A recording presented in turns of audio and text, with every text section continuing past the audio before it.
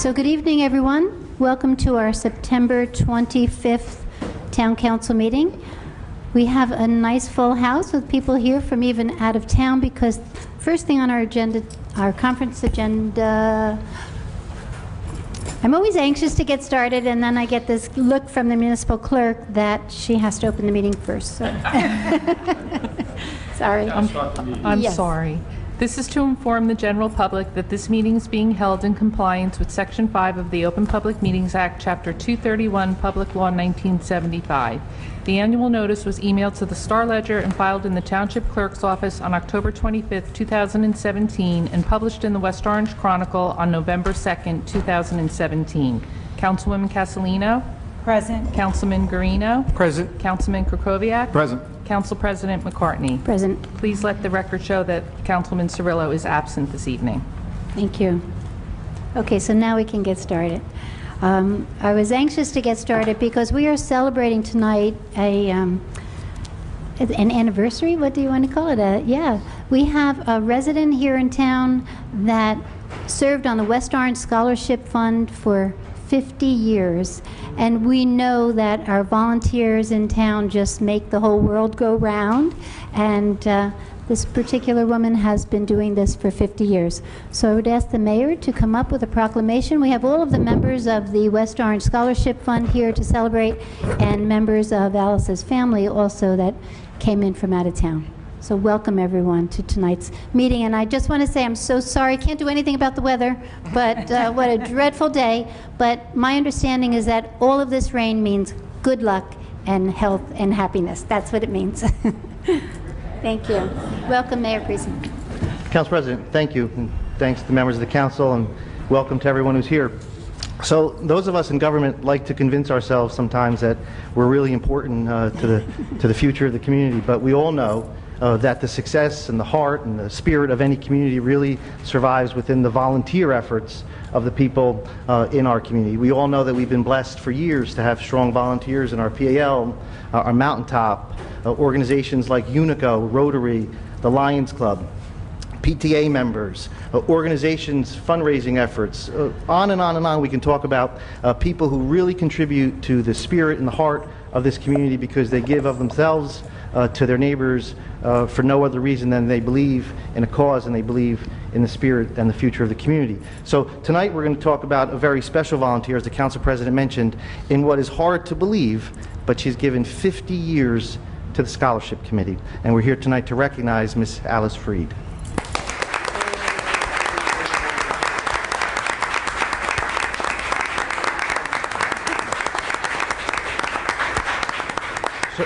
So as successful as the Scholarship Committee has been since 1923, in many ways I believe sometimes it's like the best kept secret in town because not a lot of people realize that the Scholarship Committee is there, made up of 50 volunteers, raising money every year, entirely at their own cost for the future of our high school seniors. As I mentioned, they started in 1923 and to date have given out almost $1.5 million every year to seniors of our high school.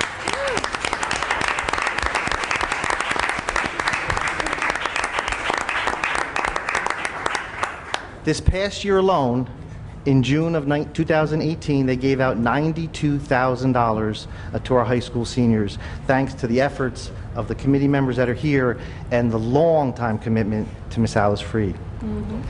So I'd like Alice to come up. We have a proclamation we'd like to recognize you with.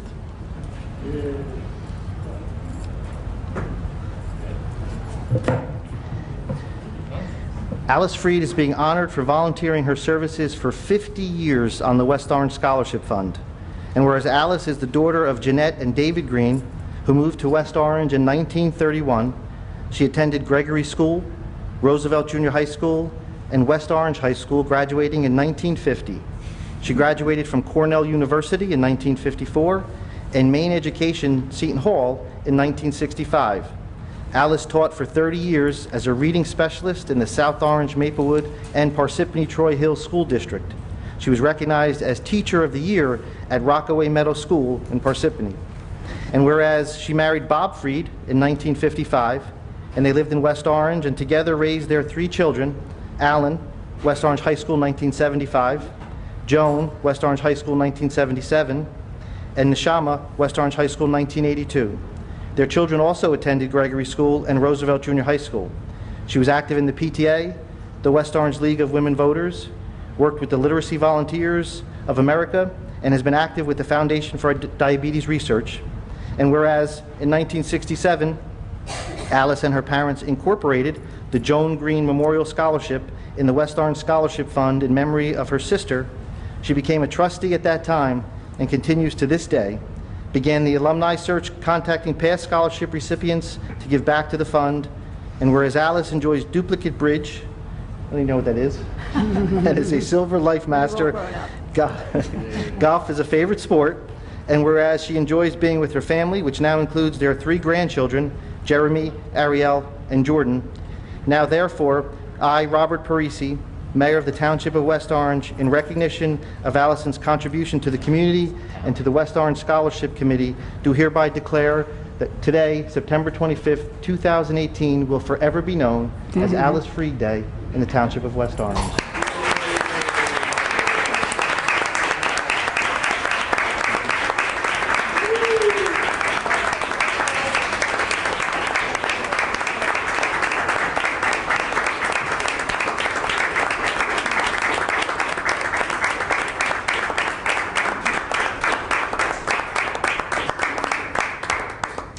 To one more presentation, I'd like to invite the trustee of the Scholarship Committee, James Quinn. Okay. Thank you, Council President and Township Council. Robert didn't mention that he is also the endower of a scholarship, the Parisi Family Scholarship, and we're so thankful. We have about, Rich, 80 some odd, 90 some odd, 100 some odd separate endowments from families that have been around for a long time. So it's a pleasure for me to serve as treasurer of such a great organization. I met Alice 50 years ago. I think the math is about right. Alan, her son, and I... 60 years ago. No, I'm 60. Don't make... I'd have to have a further conversation with you about that. Hers was literacy, not math. Alan and I went to Gregory School together. We had many lunches at the Freed House. We had lots of parties there.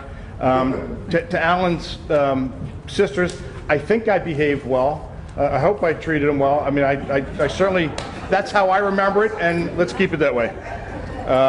We met about 12 years, we re-met about 12 years ago when I joined the Scholarship Fund after I was on the board. And I've been amazed at the work that she has done on behalf of the Scholarship Fund. Rob mentioned Operation Search, which brings in $4,000 a year each and every year. It's just, she motivates me to do more just by watching how much she does. We have, this is our first ever Trustee Lifetime Achievement Award. If you like the way it's worded, I wrote it. If not, Rich and Diane Ventuno wrote it. I'll try to read it, see if I get it right. Trustee Lifetime Achievement Award presented to Alice Freed. Volunteers aren't paid because their contributions are priceless. In acknowledgement of your 50 years of service and countless contributions in support of our West Orange High School graduates from the West Orange Scholarship Fund.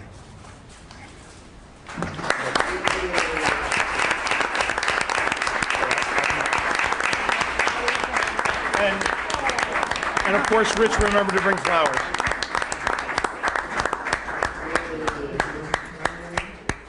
I've got a lot of good family to do it. You want me to hold something for you? Or are you good? Okay. Thank you. This is really an honor, and it's hard to believe that I graduated from West Orange High in 1950, and I'm still active in West Orange, and it's been my pleasure to work with such wonderful people and to have the support that we have. We're really a great group, and as Rob mentioned in the beginning, or Jim, not that many people know about us and what we've done. But in the time that I've been there, I started in 1968, which of course is the 50 years ago. We used to give $20,000 a year out to 4 or 5 students. And now we give $92,000, last year over 100. And our little group that writes letters to the students who have, my special project, was contacting past scholarship recipients after they've been out at least 10 years to see if they wouldn't like to give back to our scholarship fund. And a great number of them have done this. And with one letter, which is printed by the high school, and my great volunteer staff, quite a few of them are here tonight, we have raised over $100,000 toward the fund. One of the things the fund does is many years ago, back in the 20s and 30s, whoever was treasurer would never allow, and at that time was all the little old ladies, it wasn't even men who were on the committee, to invade the principal. So you can only spend the money that you raise. And as I said, it was about $20,000. And now with Jim and Rich, it's unbelievable how much they're doing. So I'm very, very pleased to be able to take part in this. And I think Rob had asked Jim, well, is she moving out of town? I said, no, she's still here and she's still working. So I'm doing it another year, and I'm very pleased to do it. So thank you so much. I do appreciate it. Yeah.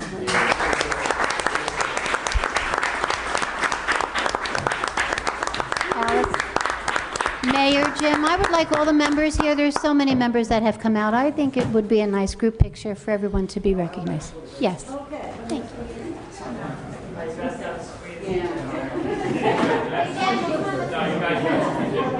Thanks, Jack.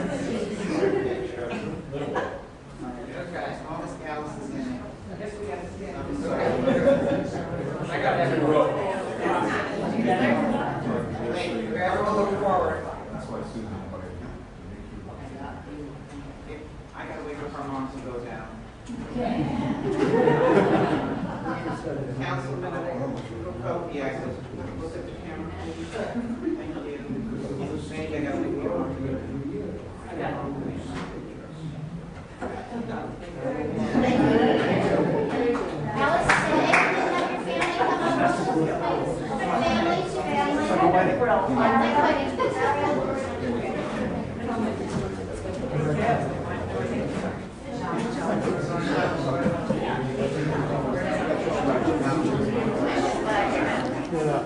Nah. Got over that a long time. 3, all right.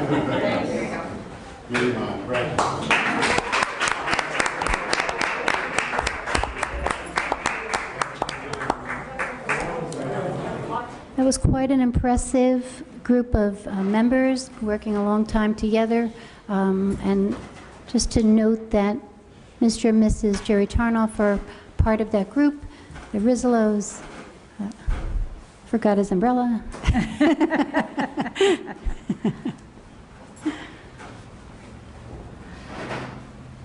Only so much joy coming is Enjoy your dinner.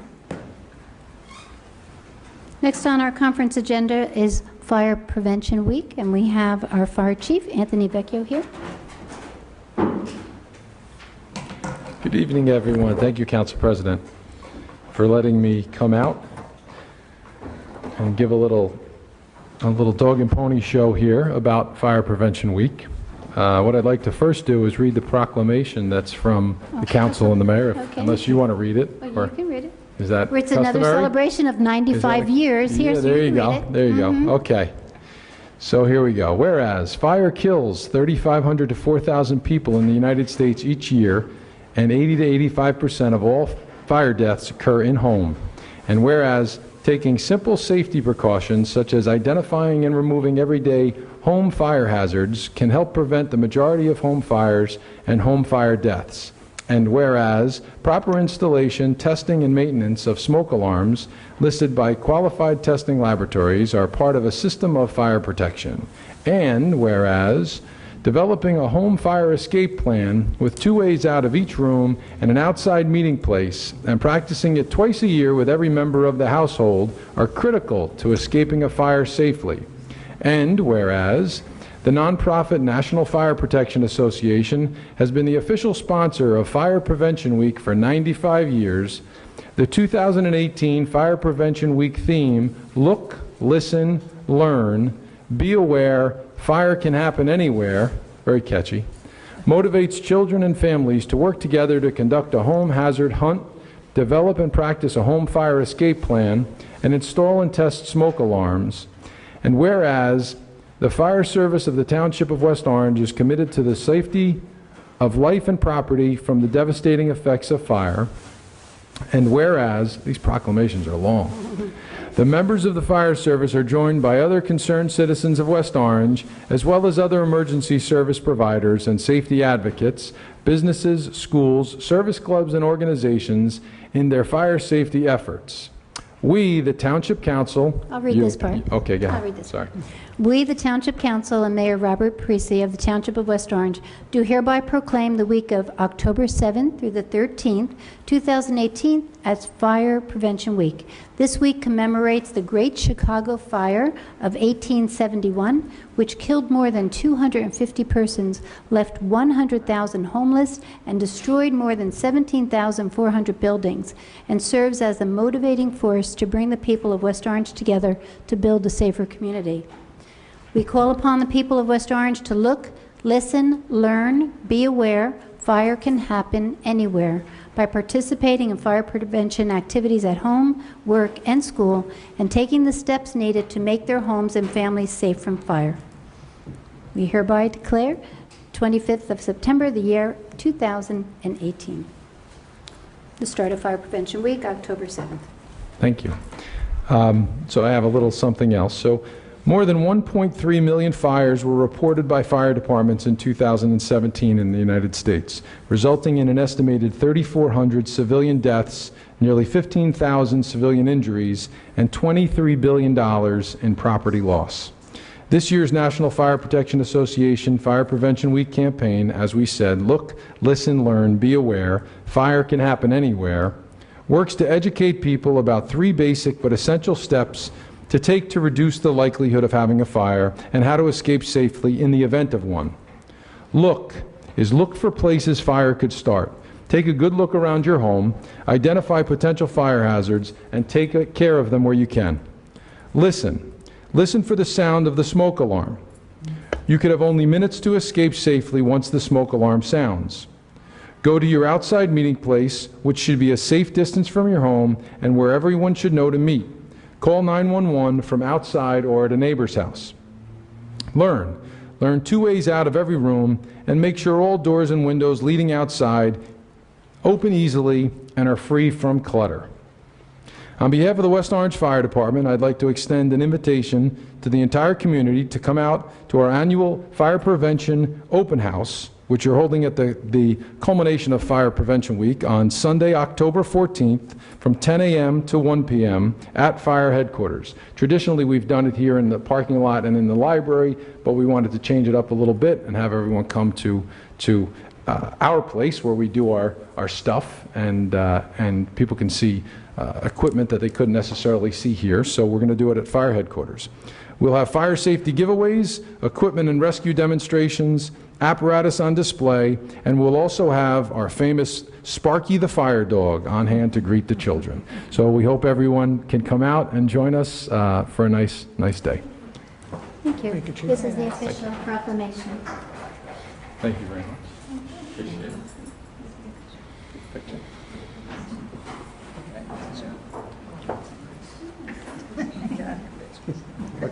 Michelle.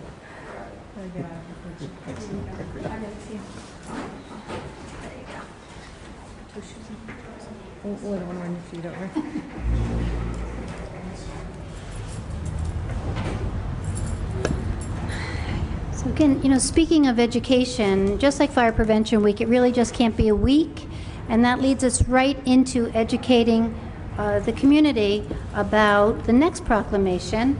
About October is designated as a National Bullying Prevention Month, and again, it can't be a day, it can't be a month, it has to be a community policy to make sure that even the youngest children understand that bullying of any form is unacceptable.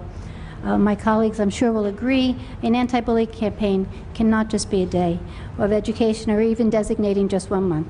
It's a community commitment to develop the empathy, social, and emotional skills that can educate to prevent bullying behaviors that may lead to who knows what. So I would like to ask Cynthia Cumming to join us. And Tammy Williams, please. Thank you.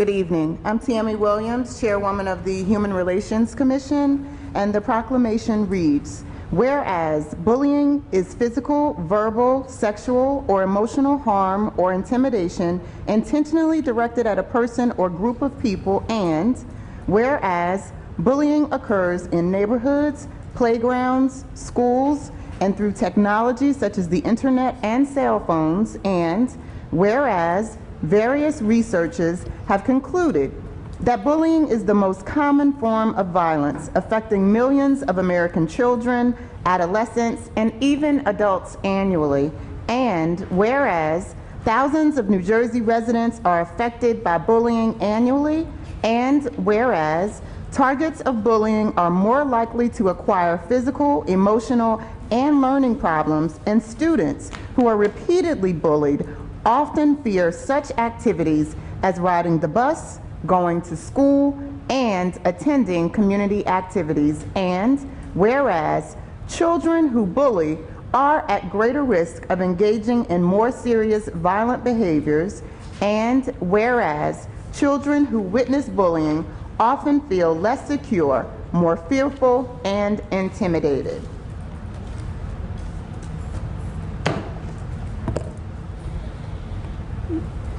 So whereas the Township of West Orange celebrates its unique diversity and believes that all its residents be treated with respect, tolerance, and acceptance. Now, therefore, be it resolved that the Township of West Orange proclaims October as New Jersey National Bullying Prevention Month, and be it further resolved that New Jersey schools, students, parents, recreation programs, religious institutions, and community organizations be encouraged to engage in a variety of awareness and prevention activities designed to make our communities safer and more tolerant for all.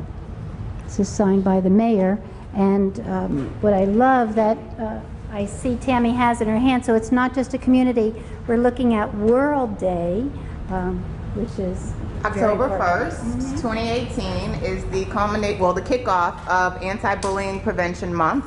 And so we're asking West Orange schools, community at large to wear blue on Monday, October 1st, to kick off Anti-Bullying Prevention Month. And so we want to see the entire town turned blue. Thank you. Good evening, everyone. My name is Cynthia Cumming, and I work for the West Orange School District. I'm also a former member of the Human Relations Commission. Bullying is generally defined as an intentional act that causes harm to others and may involve verbal harassment, verbal or nonverbal threats, physical assault, stalking, or other methods of coercion, such as manipulation, blackmail, or extortion. It is an aggressive behavior that intends to hurt, threaten, or cause alarm to another person. An imbalance of power between the aggressor and the victim is often involved. Bullying occurs in a variety of contexts, such as schools, workplaces, political or military settings, and others.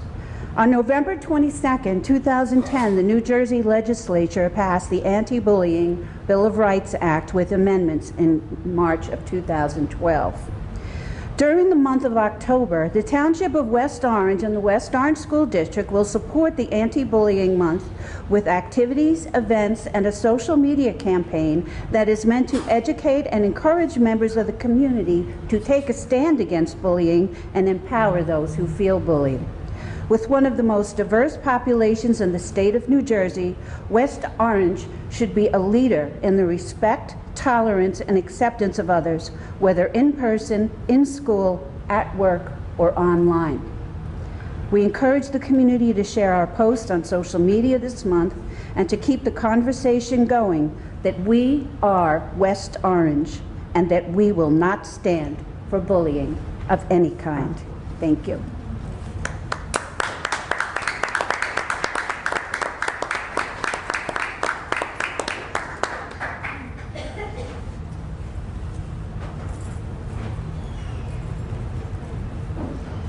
Thank you, and I understand that there's going to be a whole campaign and materials that students, parents, educators will all be able to.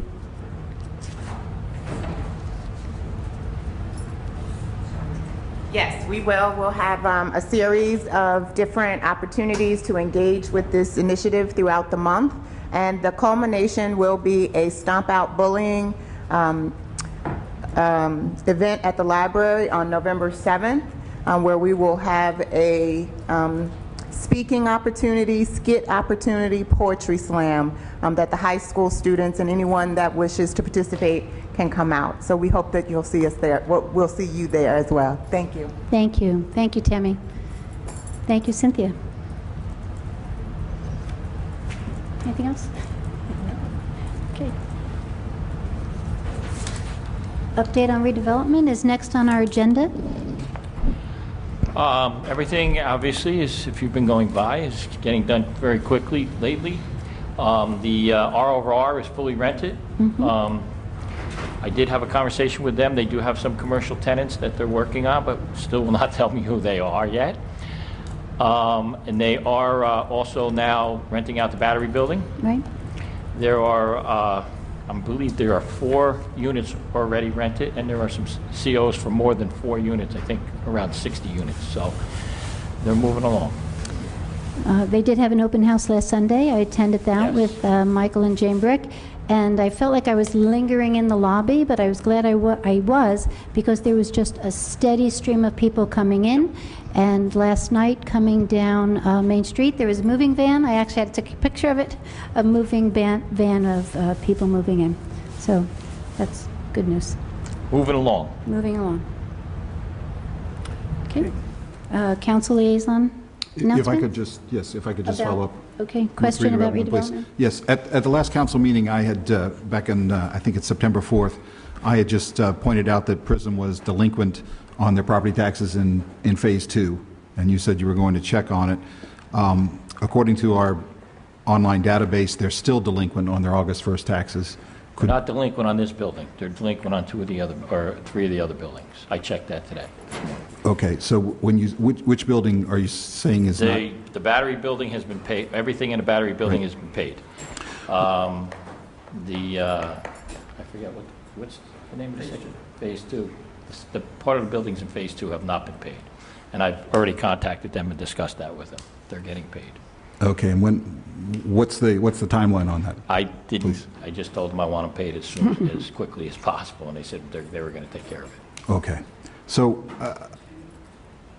as you know, I keep bringing this up. The contract says that they must be current on their property taxes, and delinquency is an event of default. Correct. How long will we be waiting until we actually issue a notice of default for them to pay their property taxes? They're almost 2 months late now. Well, usually once I find out about it and I call them, they usually pay it within the week. So I usually try to wait till the end of the week. We're obviously not going to default them based on that because they always pay their taxes, and unfortunately they pay us a lot of interest also, so we make some additional monies on it.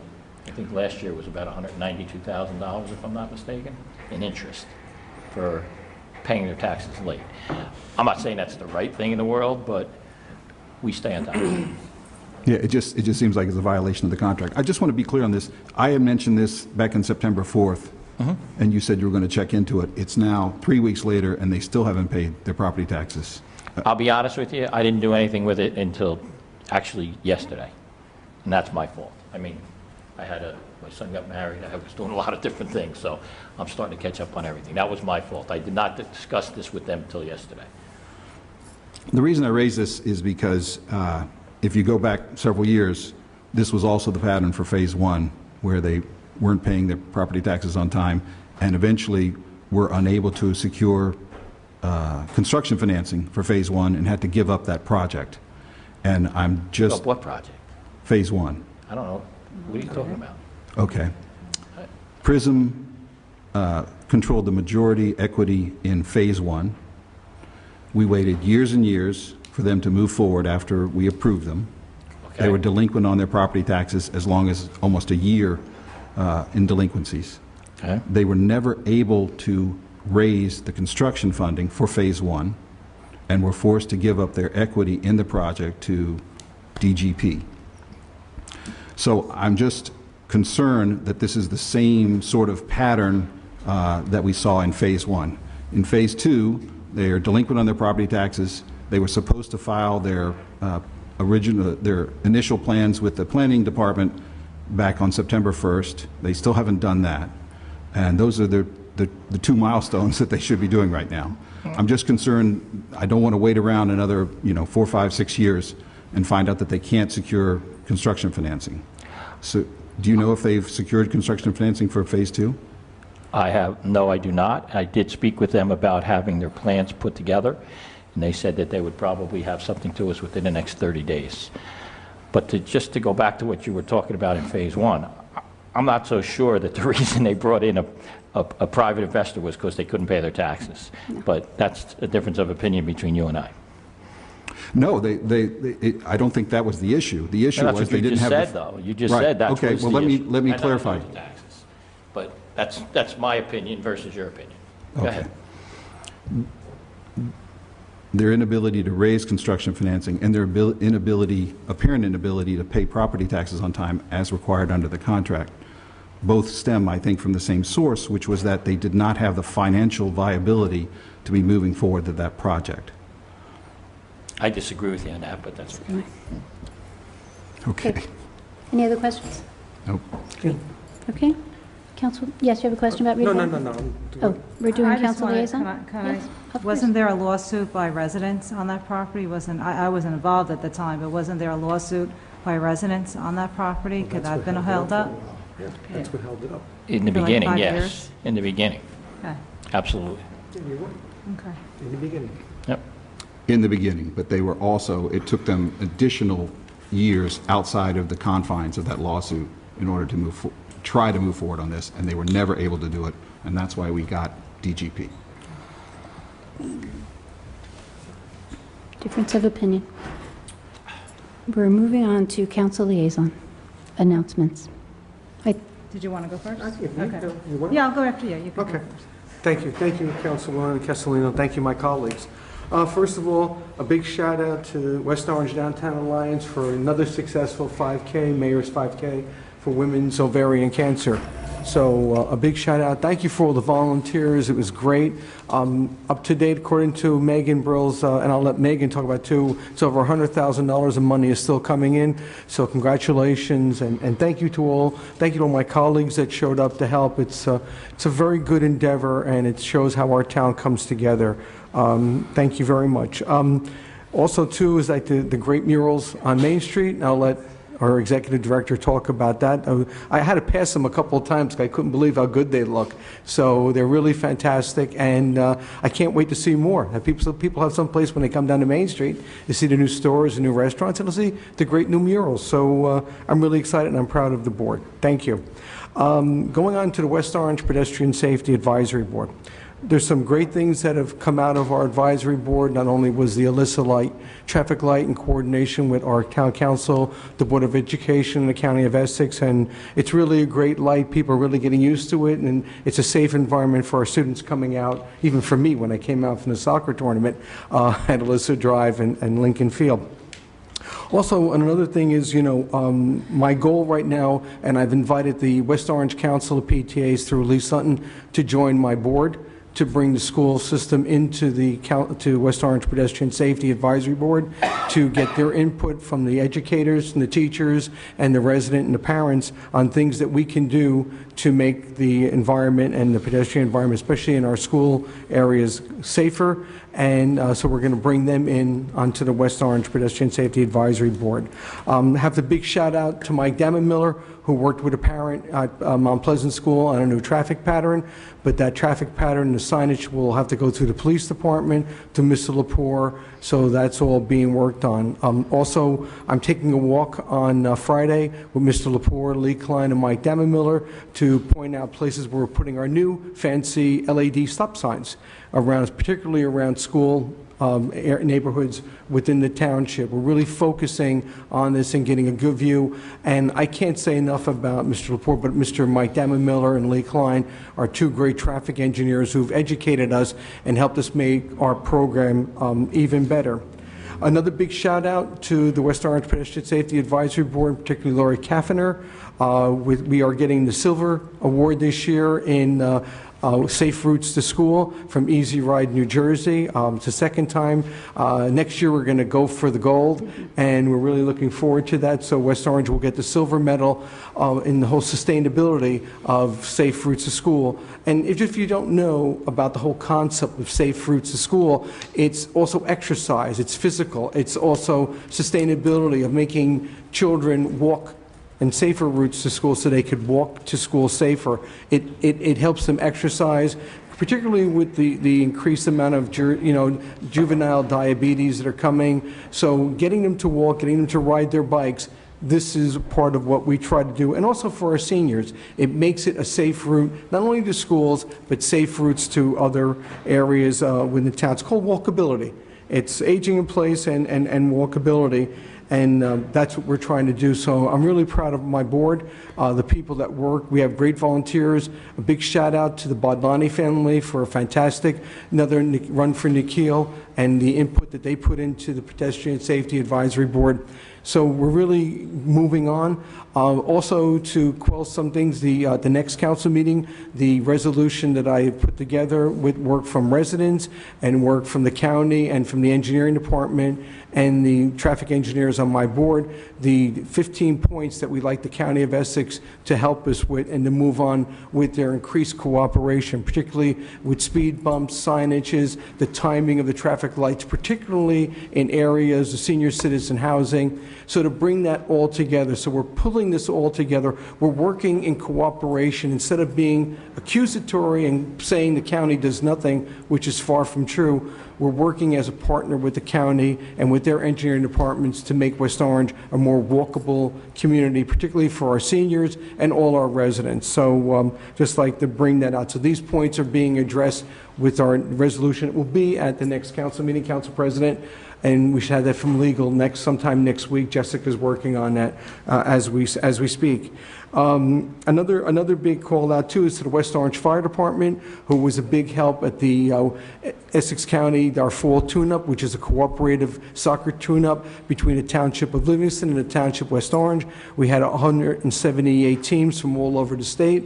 We raised $60,000 for both our programs, and I have to thank the West Orange Fire Department for having a wonderful EMS services, particularly with potential injuries during the soccer tournament. So I wish Chief Vecchio was here, but the department has always made the effort to protect our players and to be there. Another thing, talking about, as I sit on the Rent-A-House Senior Citizen Board, the renovation is 100% complete. The residents are totally pleased. It's fantastic. The new furniture, the paintings, the safety floors, the non-slip floors that are put in. So it's really, really great. I've convinced the management company to buy 4 new PCs, and I'm going to ask my colleague Michelle Castellino to help me get some high school students down there and help the seniors get to use the PC so they're more connected to the internet. So we're really excited. The last thing about the Rent-A-House, at our last board meeting, we have now made Rent-A-House a smoke-free environment, whereas the tenants will no longer be able to smoke within the building, in their apartments. There'll be a designated area outside. It's a more healthy environment. So we voted on that, and within 90 days, the building will be smoke-free. So let's see, I have anything else from my notes? We talked about the soccer tournament, and the one thing is I want to say back, if I may go back to the West Orange Pedestrian Safety Advisory Board, is that many of you always talk about putting sidewalks down Northfield Avenue. Northfield Avenue is a very dangerous roadway, and sidewalks on Northfield Avenue will do you no good, will not be a safe environment for seniors or for students or for residents to walk from the upper part down to the zoo, as people have been complaining. So by talking to residents up in that area, and I met with a number of residents, we came up with a great idea, which I'm proposing to the county and to the council in a few weeks, is to reactivate the trail down to Mayapple Hill. So to build a path, to redo it, there is grant money available, and we will apply for a grant, but it takes people off the street, away from Northfield Avenue, down through the trail, walks down to Mayapple Hill, and right to McClune's, right to the zoo. So that addresses that question, because having sidewalks and walking with the engineers on Northfield Avenue, especially around that curve, is not a very, very safe pedestrian environment. So these are the things that we are addressing, and I thank my board, and I thank the resident input. It's been tremendous, the amount of feedback that we're getting from residents about safety and how interested they are in making the effort. So I'd like to thank every single one of the residents that responded to our survey and have come to our meetings. And tomorrow night, I know it won't be on TV in time, but tomorrow night, 7:30 at the Essex County Educational Center at Turtleback Zoo is our monthly West Orange Pedestrian Safety Advisory Board meeting. And that's about all. Thank you, Council President. I like the idea of clearing the trails because you have the South Mountain Conservancy that's already very active up there. And just this Saturday at the Hazel Carnival, Troop 6, Boy Scout Troop was there, and they were talking about doing historical trails too. So we have volunteers ready to go. If I may add to your comment, Council President, Mr. Mike Dammamiller is working from his real job. He's working on the restoration of these historic trails, the Lenny Lenape Trail, the whole thing. So these things are all being pulled in. Thank you, Council President. That was a condition, planning board condition too of Bel Air. Great, we'll put them in contact. Okay. Councilman, Councilwoman, yes? Sure. In keeping up with all the initiatives this evening, we also are cleaning up West Orange. You may see these signs around town on some of the garbage cans and, in different places, but it says, show some love, hashtag keep West Orange clean. Last week, we are supporting the national kickoff of National Clean Week. We have many students go out, clean up our streets, our parks, our sidewalks, our main street. So we could all do our part and clean up in front of our own homes. If you see something in the street, if you see any kind of litter anywhere in town, we're asking you to clean up and toss it in a can. So we all do our part. We'll keep, bless you, keep West Orange nice and clean. This initiative will go on throughout the year. We'll have some other campaigns. And again, the kids have been tremendous. They've been going out in groups on Saturday mornings and picking up litter throughout the township. So again, please do your part in your own neighborhood. Talking with our property maintenance officers, it's very interesting because, some folks, like new residents that come in, and no fault of their own, they're just used to where they came from and what went on in some of the cities that they came from, where some folks, if they have garbage on their sidewalks, they would just sweep it into the street, and a street sweeper would come by daily and pick that up. Well, that does not happen here, and I'm talking to you folks out in TV land. So if you see some litter in front of your home, please pick it up.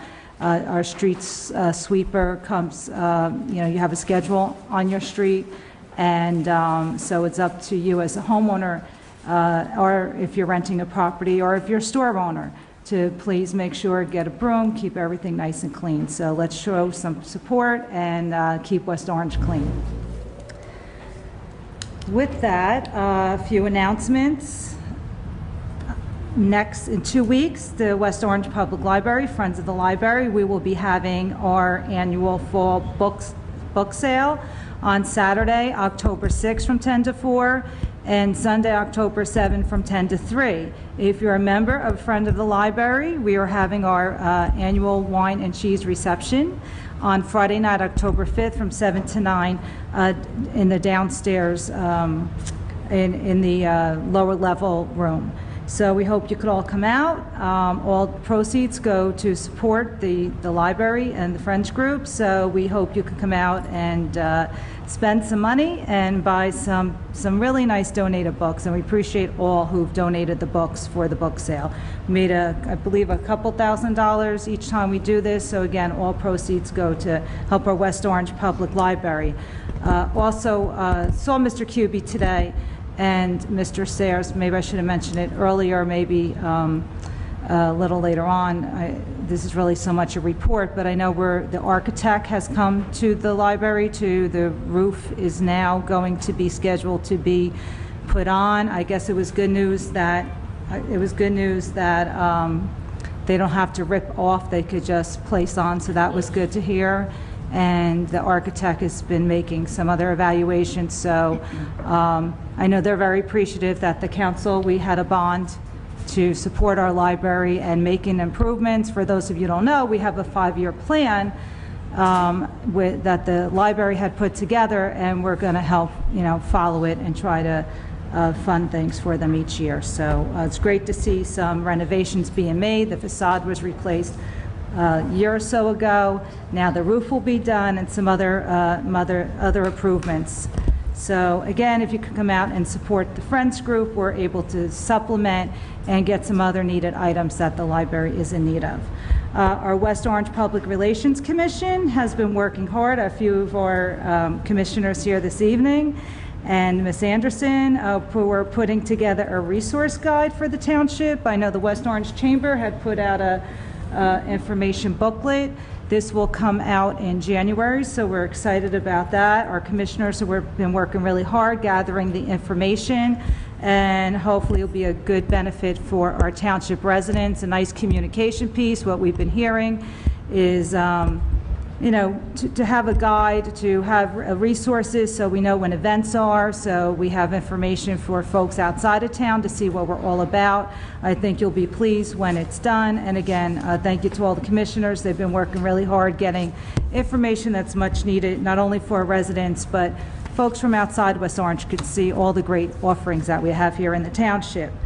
There will be a first ever Halloween dog parade on Saturday, October 20th, 10 a.m. at O'Connor Park, Barktober, I believe they're calling it.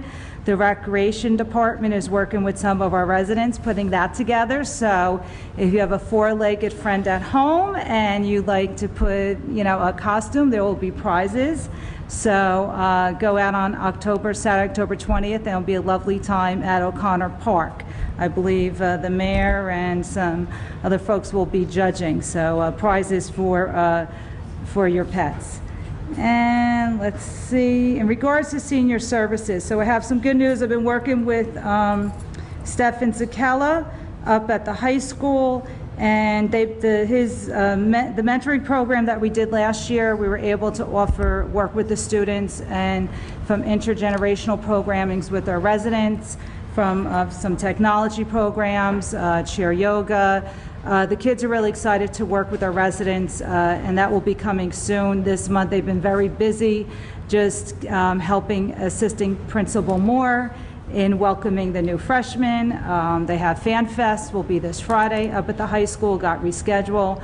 So September was very busy, but they're making some time and some activities, so we look forward to the end of October, November, December to have 3 events with our students and our senior residents. So I will be announcing that schedule at the next meeting, and we'll be getting the communication out to our residents. Again, if you're interested in our senior programs, please, you could call. If you're not getting our notifications and you don't want to go online on the computer, you could just call Mrs. Duffy at 973-325-4105.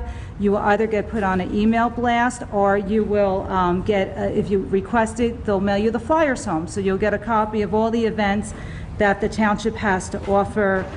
We've been working diligently with our grant writer, and I say we, our committee, myself, Mrs. Duffy, Susan Iovino, and Teresa DeNova, in regards to obtaining a grant from Partners in Health. We had the senior survey, and I know folks get frustrated that we haven't made announcements of some improvements that we've been doing. The senior coordinators have been working really hard. A lot of major changes have been made to the website. It's more user-friendly. So I hope you've enjoyed those improvements. We've been working, Mr. Sayers, I appreciate, he's been calling residents with some communication issues in regards to transportation, and we have gotten some of them worked out. If not, just call Mr. Sayers directly at 325-4050. And he's more than willing to work with our transportation department. I also have another number, 973-737-7200, which is our Essex County Special Transportation System. And they're taking folks out of town to non-emergency medical appointments. And so if you go on the website, you'll find all this information. If not, again, you could call the county at 973-737-7200. But I was really, I just want to give a shout out and thank Mr. Keogh. He's been working very diligently, him and the rec over the summer at the township pool with a lot of events for our community there. So we appreciate his support. And now that the summer's over, Ms. Iovino is working with the West Orange Public Library to have some more health education programs that the residents have been requesting. So we look forward to some programming. But again, if you're not getting the information, please call Mrs. Duffy at 973-325-4105. And just one last shout out. It was great to see our education community here this evening. And as Council President mentioned, our former superintendent, Jerry Turnoff, was in attendance this evening. Always great to see him. But I just want to give a shout out to a resident and our soccer coach at the high school, Doug Nevins. Just want to congratulate him, his 300th career win up at West Orange High School, so which is a great feat. And he really has worked so hard on that program, working with our recreation program, and so congratulations to him on that recognition. Thank you, Council President. Wonderful. I wanted to just mention where you were talking about the senior resource booklet in the chamber at the, just in your notes. Well, it's a full resident resource booklet. At the chamber, the West Orange Chamber was at a Max Challenge ribbon cutting on Pleasant Valley Way. They're up to 200 members. We were there welcoming them.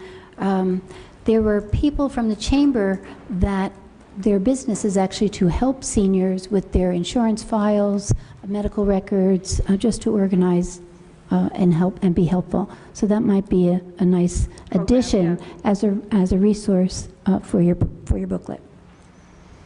Thank you. Joe, comments? Thank you.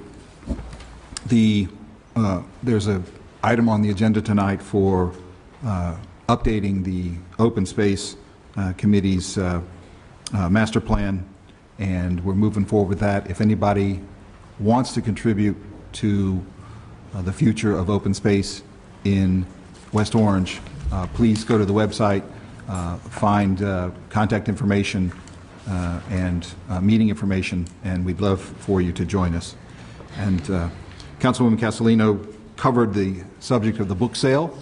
I'm going to put in a plug for Friends of the West Orange Public Library.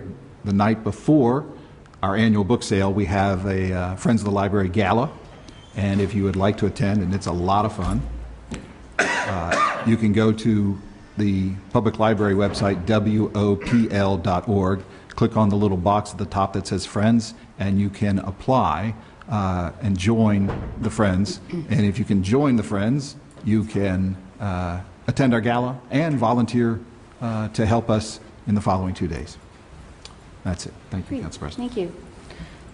So we have the Arts Council had a wonderful abstract expression exhibit on Sunday afternoon at 551 at the West Orange Arts Center at 551 Valley Road, and it was celebrating the 94th birthday of a West Orange resident, Gloria Jerome Torrance. She lives on Ronald Terrace, 94 years old, still enjoying painting. In paint and textile work was on display. And talk about a shout out. I wanted to give a shout out to Pink Cupcakes, their next door neighbor, who created a birthday cake for Gloria that looked like one of her textile paintings. So it was really, it was very nice.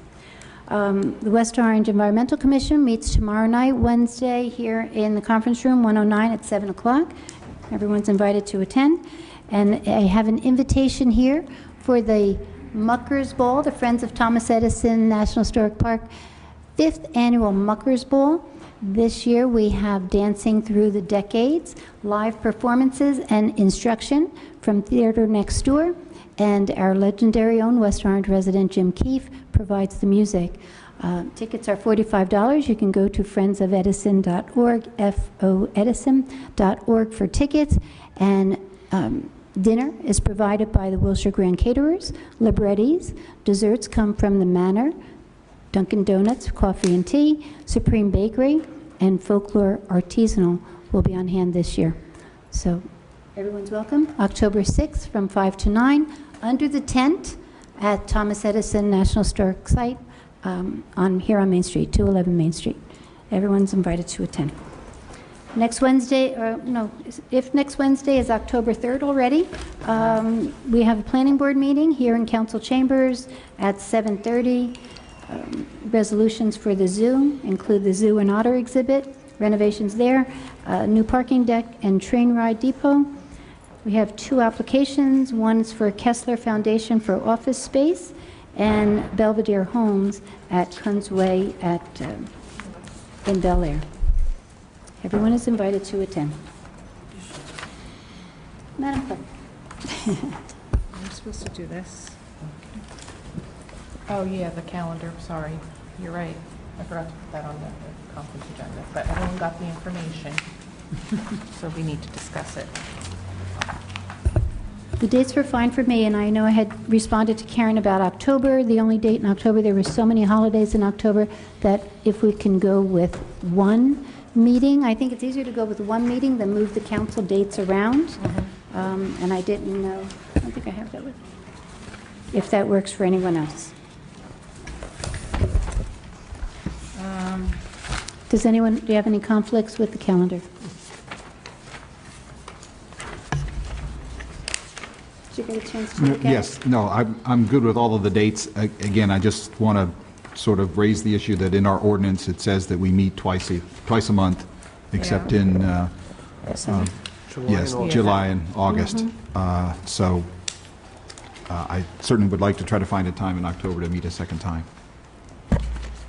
It's October, we have October 1st, Rosh Hashanah, October 8th, Yom Kippur, October 15th, Sukkot, October 22nd, Simchat Torah, and then October 29th is Town Council meeting.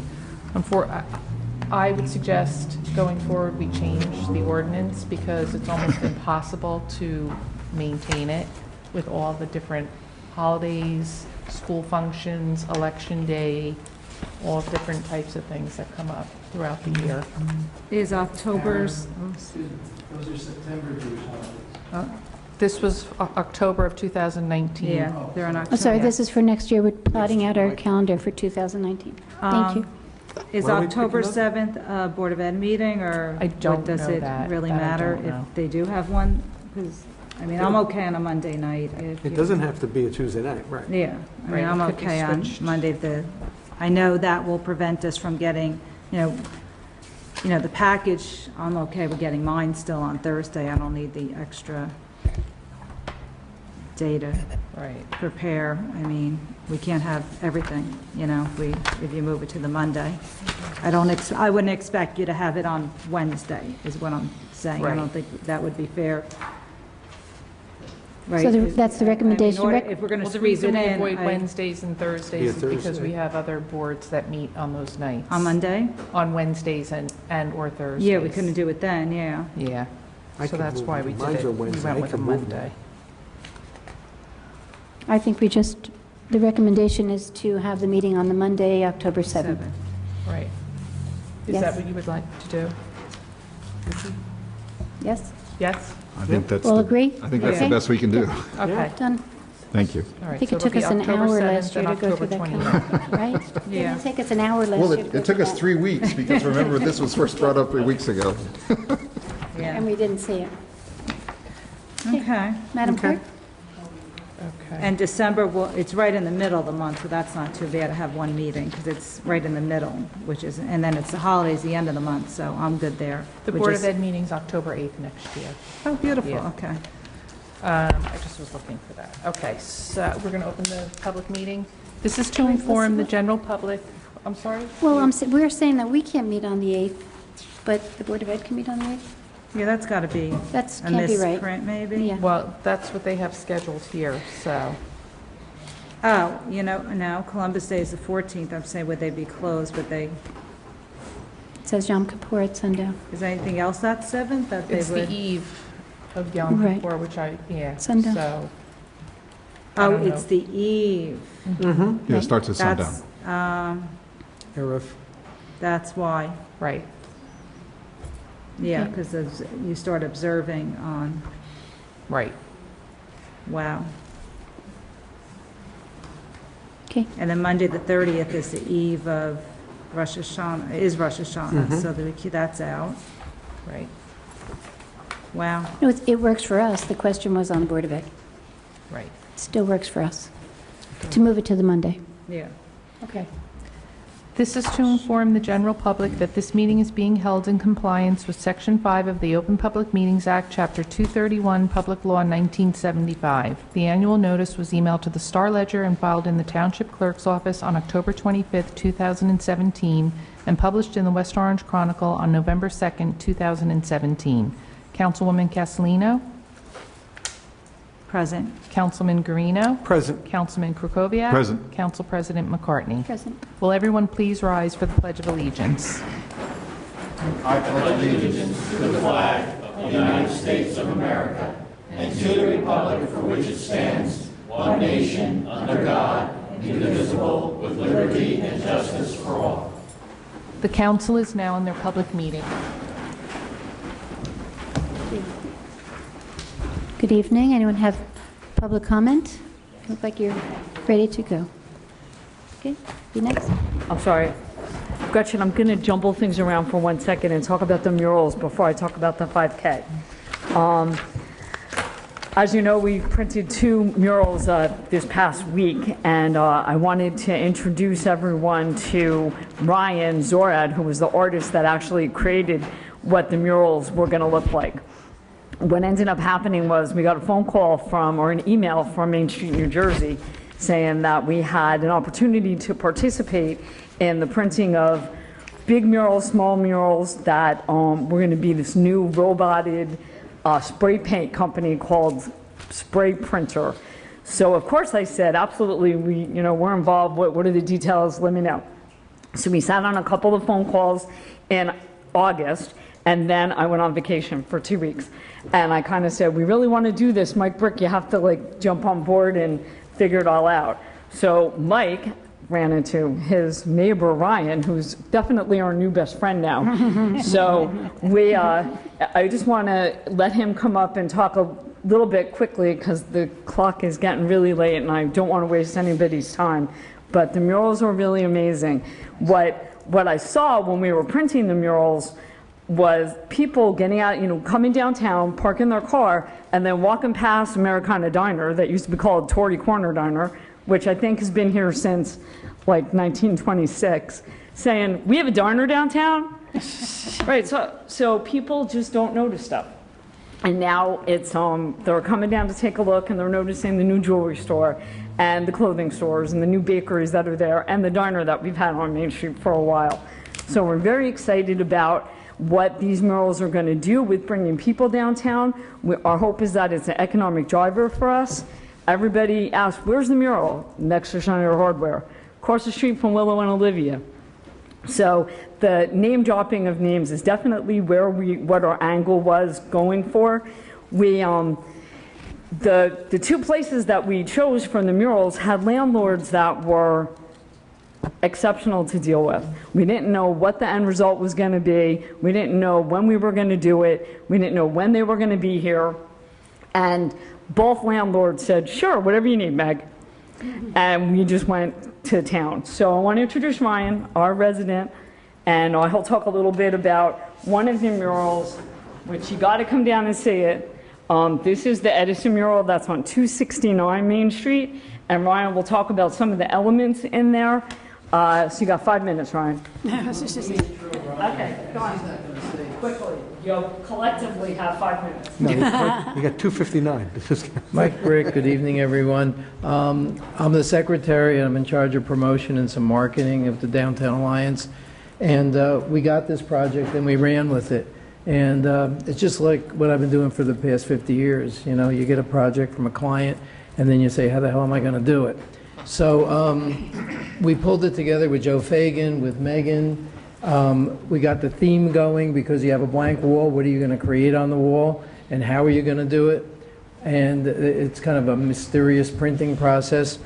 And then I was lucky enough to ask my good friend and neighbor on Colony Drive West, Ryan Zorad, if he could lend me a hand. And Ryan said, "You're in great luck because I do have some time." Ryan moved in, what, 3 years ago? 4 years ago? 3.5 years ago. Yeah. He's a great citizen. He's engaged. He loves West Orange. He has an older daughter at Hazel. He has a younger daughter at First Mountain Preschool. And he's part of the woodwork right now, and especially now. So Ryan really should be, he should get a gold star for this because he did it at almost free. And it's amazing how well you can work together with a friend and a neighbor. And I drove him crazy, what we call AAs, authors alterations. Ryan, add this, take out that, move this. Should it be this way? Should it be that way? Change the angle. And you need a digital artist professional to be able to do this on the computer screen and kind of see my vision of it. And he's the guy that's the nuts and bolts that makes it happen. So Ryan, come on up and say hello. Howdy, no gold star needed. I was happy to help everybody out and help Mike out with his vision. And like Mike said, he basically came with me with a more than a handful of ideas, nothing but ideas. So it kind of took half of the hard part out of it.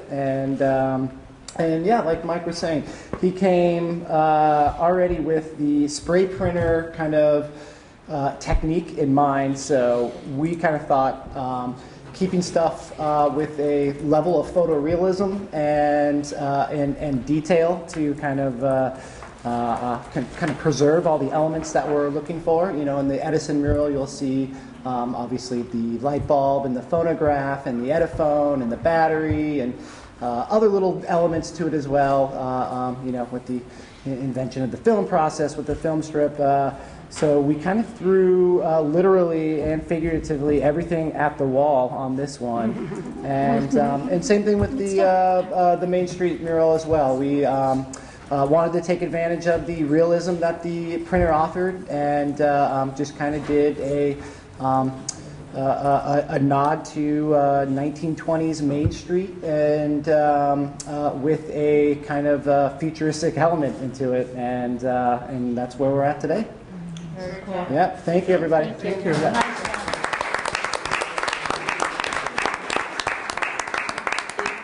You know, in our budget presentation last year, we talked about concentrating efforts on the 3 blocks past the redevelopment, the Battery Building, and to have a place where folks, 5,000 people a month, come into the museum. Now there's a place that they can walk to see another element of Edison and the really cool 1920s mural with the 21 bus that comes out of Main Street. So we're very appreciative. You need to stay very close to us, and we're hoping to be able to do some of your murals, probably not with the robot, although they are coming back to the area again the beginning of next year, so you never know what we can accomplish. But this truly was a group effort. I have to thank Mike. He really hit the ground running when I had to go on vacation. So thank you both, all of you. Joe Fagan was, you know, forever making sure that we were historically appropriate, but really, ultimately, we want people to come down and see the murals tomorrow, next month, and next year, and then spend money downtown while they're seeing the murals. So that is that. No, you can't. You have 30 seconds. Okay. Because the murals are up and because they're now a physical fact, I had a talk with the museum today, and they are so anxious to partner with us for projects like this. There'll be a QR code on the mural, which directs to our website, which tells people more about the mural than they can imagine. And the museum is allowing us to put a QR code in the museum for what to do and where to stay in West Orange. And we have businesses that will give discounts for people that say, I was at the museum, and we're making a program with them. And there'll be more to come on that because we are a partner with the Thomas Edison National Historical Park, and it will be a win-win for everyone. So thank you for listening. Thank you. We'll talk more about that in our budget presentation in November, December. Okay, so that's good. Can I go on to 5K? Okay. Yes. All right, so we had, so this past Sunday, as Councilman Guarino mentioned, we had our annual 5K run for ovarian cancer research. We collectively have raised over $1.25 million to fight ovarian cancer. We could not have done it without all of the hundreds of people that really played a role in making sure that the day ran smoothly. We had a lot of business participation this year. We have brand new Chase Bank that bought over 100 cases of water.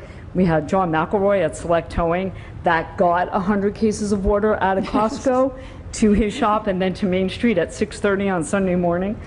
We had Manhattan Bagel provide over 400 bagels, all different kinds, not just plain. They weren't sliced, though. We had to slice them in the street. Yeah, but they all went. That's okay. They all went. I made a note. Next year we won't have to slice them. We also got a photo booth, which was great fun. We had teal boas and teal hats and all kinds of teal stuff for people to put on and take pictures. We also had a Fight Like a Girl boxing robe. So we couldn't have done it without the support of all of those businesses. We also have the most fantastic ROTC kids around. This event is tricky because we can't set up the day before. It's not like you can put everything on town hall on and then leave. So we set up at 6:30 on Sunday morning, and those kids were here at 6:30.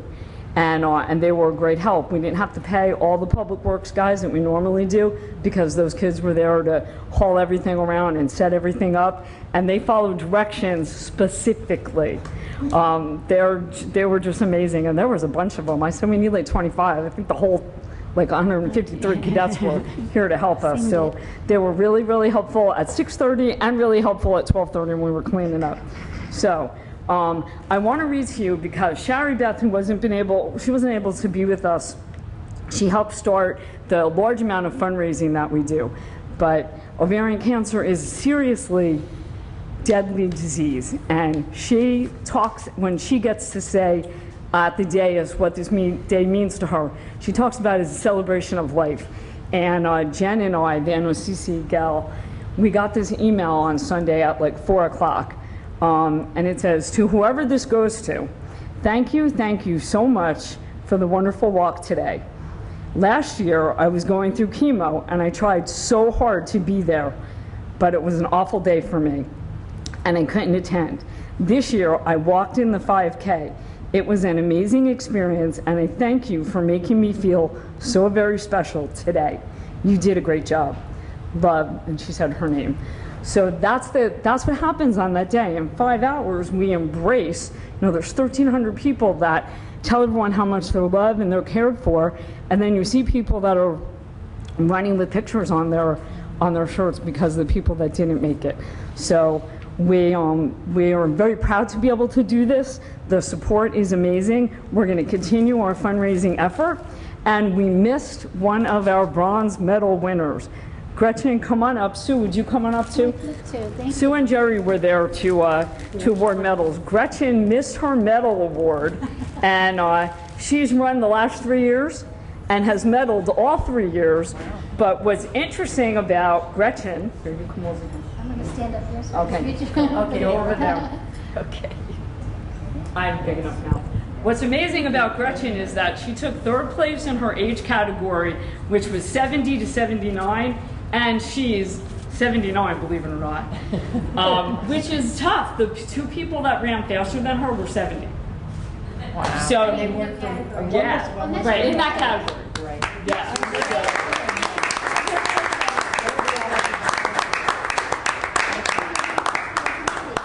Right. Well, that's it. So next year you have a big job because you'll be 80, and then you'll be in the 80 to 85 range. So you should do very well next year. We're expecting a gold.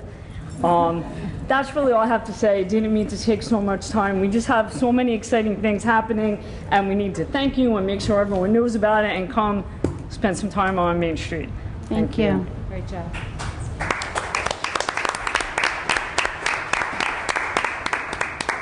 I was very surprised that that was the 28th annual National Ovarian Cancer Run. 28th annual. Yes, ma'am, please. Hello. Just your name and address. Good evening, council members and Yes, West hello. Orange officials. Please, please, please, Speak please. into the please. microphone. Pull the microphones down, pull them together, and please speak into it so everybody can hear you, please.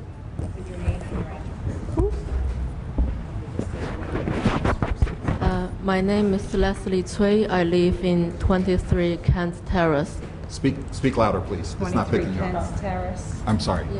23 Kent Terrace. My name is Leslie. This is my husband. I appreciate the opportunity to discuss our serious concerns about the noise from Aaron's supermarket. We are here to ask your help to push Aaron's to reduce the noise substantially as soon as possible. Is that better? Yeah. May I distribute some documents to you? Yes. Sure, pass it right there. Thank you. Thank you. We'll pass it down. Yes, and if you can, speak louder. Okay, thank you. Maybe Thank you. a low shout. We can tell you're soft-spoken, but it'd be much don't worry about much appreciated if you could speak louder, please.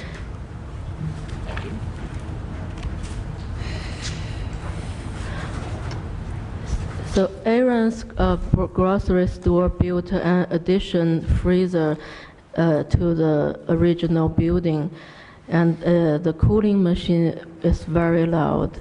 The noise from the cooling machine is very disturbing. The machine is running 24 hours a day. It never stops. The environmental specialist from Essex Regional, he came to measure the nighttime noise at 11:30 in my property. The result was 61 decibel. It was more than 50% higher than the West Orange noise audience. The limit is 40 decibel, so 61 is more than 50% higher. I have a copy of the report in the document list. In addition, the store's delivery truck and the garbage collection truck start working at about 3 a.m. It wakes up all my family. I called police at 3:40 a.m. on this Monday. The truck left, but the truck returned on 4:18 a.m. So basically, we couldn't sleep the whole night. I reported the noise issue to West Orange officials on September 5th. The chief of police, Mr. Abbott, and Ms. Teresa DeNova both requested Aaron's to reduce the noise. I appreciate their help very much, but after these 3 weeks, Aaron's didn't reduce the noise at all. So in these 3 weeks, my family couldn't sleep at all. We can hear the noise and feel the vibration every minute in my house. We have nowhere to hide. My son is 4 months old. He has nowhere to hide. My son doesn't eat and sleep regularly. He used to drink 31 ounces of milk a day. Now he's only drinking 21 ounces of milk. We took him to his pediatrician on Saturday. His weight percentile dropped from 72% to 60% in less than a month. His doctor also concerned about his condition and wrote me a note. You have a copy of the note in the file. The constant noise is dangerous. It has effect on children's development. It could permanently damage children's physical, psychological, and cognitive health. Now errands get 30-day grace period to make corrections. The 30-day grace period ends on October 22nd. By then, my son will be 5 months old, and he will suffer more from the noise. His weight percentile could drop even further. My heart is bleeding when I see him suffering from the noise. I hope if errands fail to make corrections by October 23rd, a violation must be issued to errands. I also want to ask my question about how West Orange health officials follow West Orange noise audience. The West Orange noise audience shows the nighttime noise limit is 40 decibel in zone R6, which is my house zone. I received an email from Mr. Nova saying the New Jersey noise zone is being used, which applies to commercial business, 65 daytime and 50 nighttime. We live in West Orange, and my house is not commercial zone. The West Orange noise audience clearly shows it applies to residents located within a R6 zone. My house is precisely in R6 zone, and it should be protected by West Orange noise audience. Your time is up. What? Your time is up. You get 5 minutes. Okay. So if you can We're just going to finish. You can Council finish your President, comments. could we just let her, Yes, this of is course. a very serious situation. I'd Yes, like it to is. give her enough time to, Excuse please. me. Yes, please finish. So no matter where the noise comes from, my house should be protected by 40 decibel, which is a West Orange audience. I agree. So we ask your help to push errands to make corrections as soon as possible. And the correction should meet West Orange noise audience 40 decibel. Thank you all very much. I agree. Thank you. We'll respond at the end. Yes, T.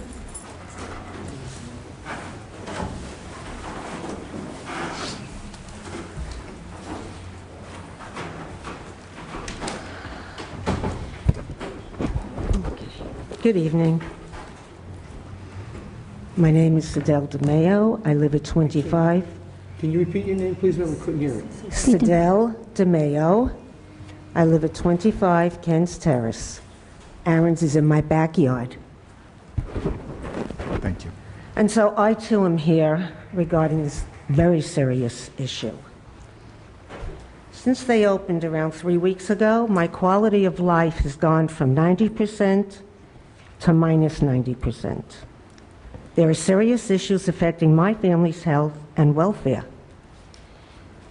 I'm going to pass out a few pictures right now of the unsanitary conditions that have been and still continue to be. Pictures were taken today also.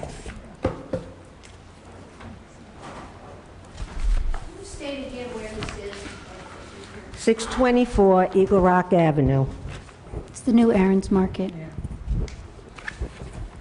The market, I was happy it was coming. Right, we all were. I'm not happy anymore. Okay.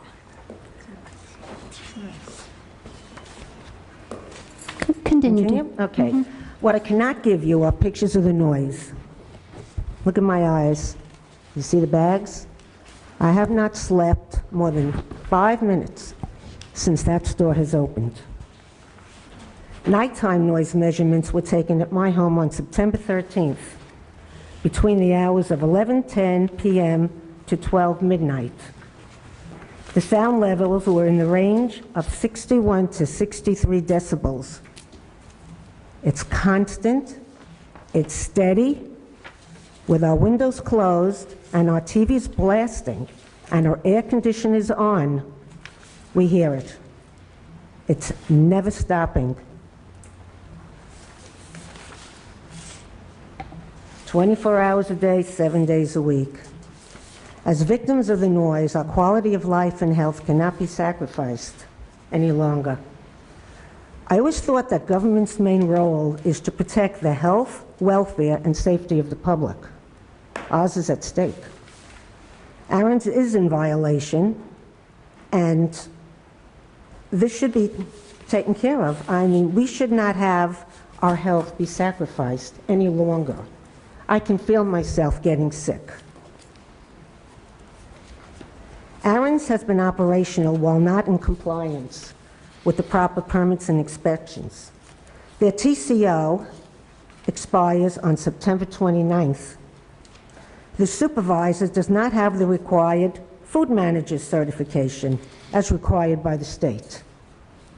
The fire inspection of the system in the sushi area is not happening until September 25th.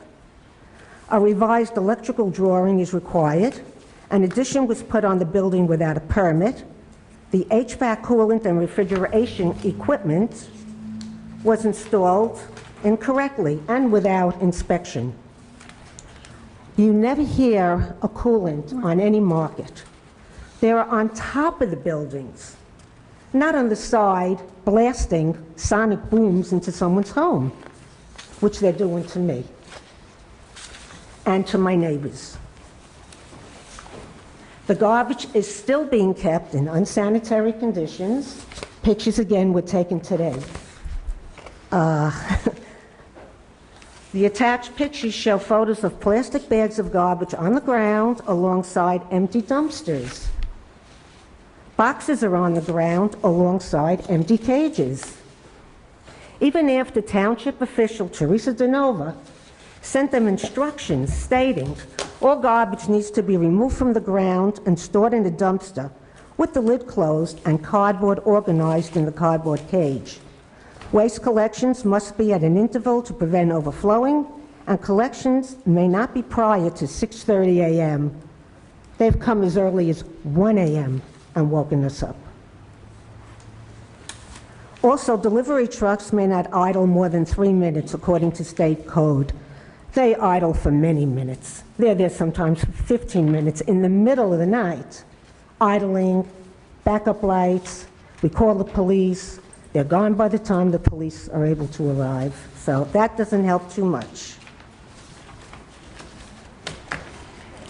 Why are our officials unable to enforce the rule of law?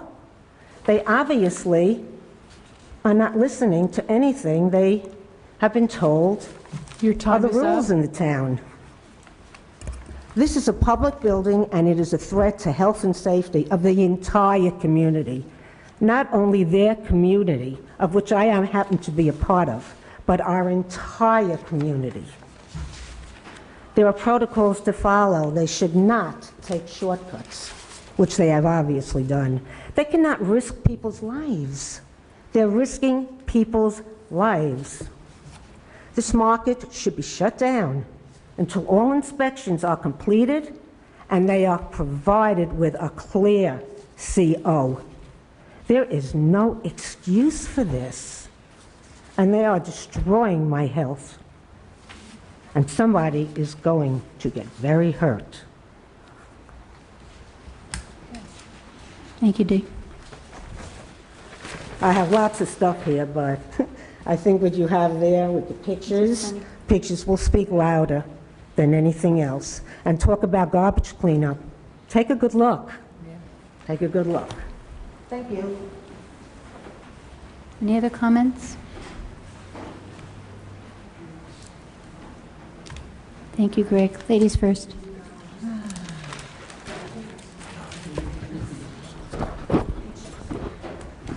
Good evening, Sally Malanga, 57 Ridge Road. In hearing the neighbors on Kunz Terrace, I have to lend my compassion to their predicament and mention to you that I've been hearing not just about that, but other people suffering from some quality of life issues around town, whether there's trees coming down still that people are very upset about, the cleanliness of the town, the noise levels coming from certain establishments. I'm hearing more and more about citizens considering hiring or actually hiring lawyers to defend themselves. And I just don't think that's a good way to live here. So I'm asking you all to consider some sort of investigation, tightening up of how our zoning officer and their staff enforces the laws.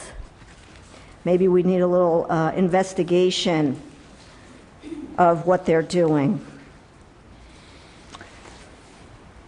On another note, I want to mention I support the resolution for the engagement of the New Jersey Land Conservancy to prepare the open space plan.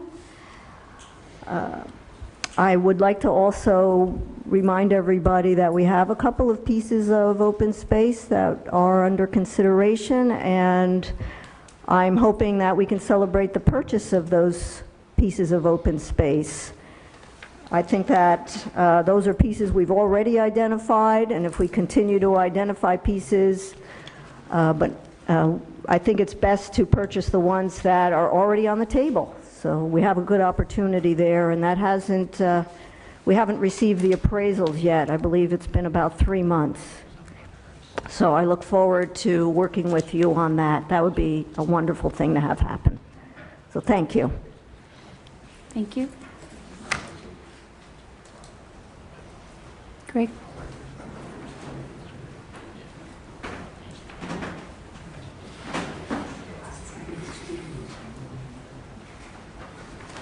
Good night, Ryan. Thank you again.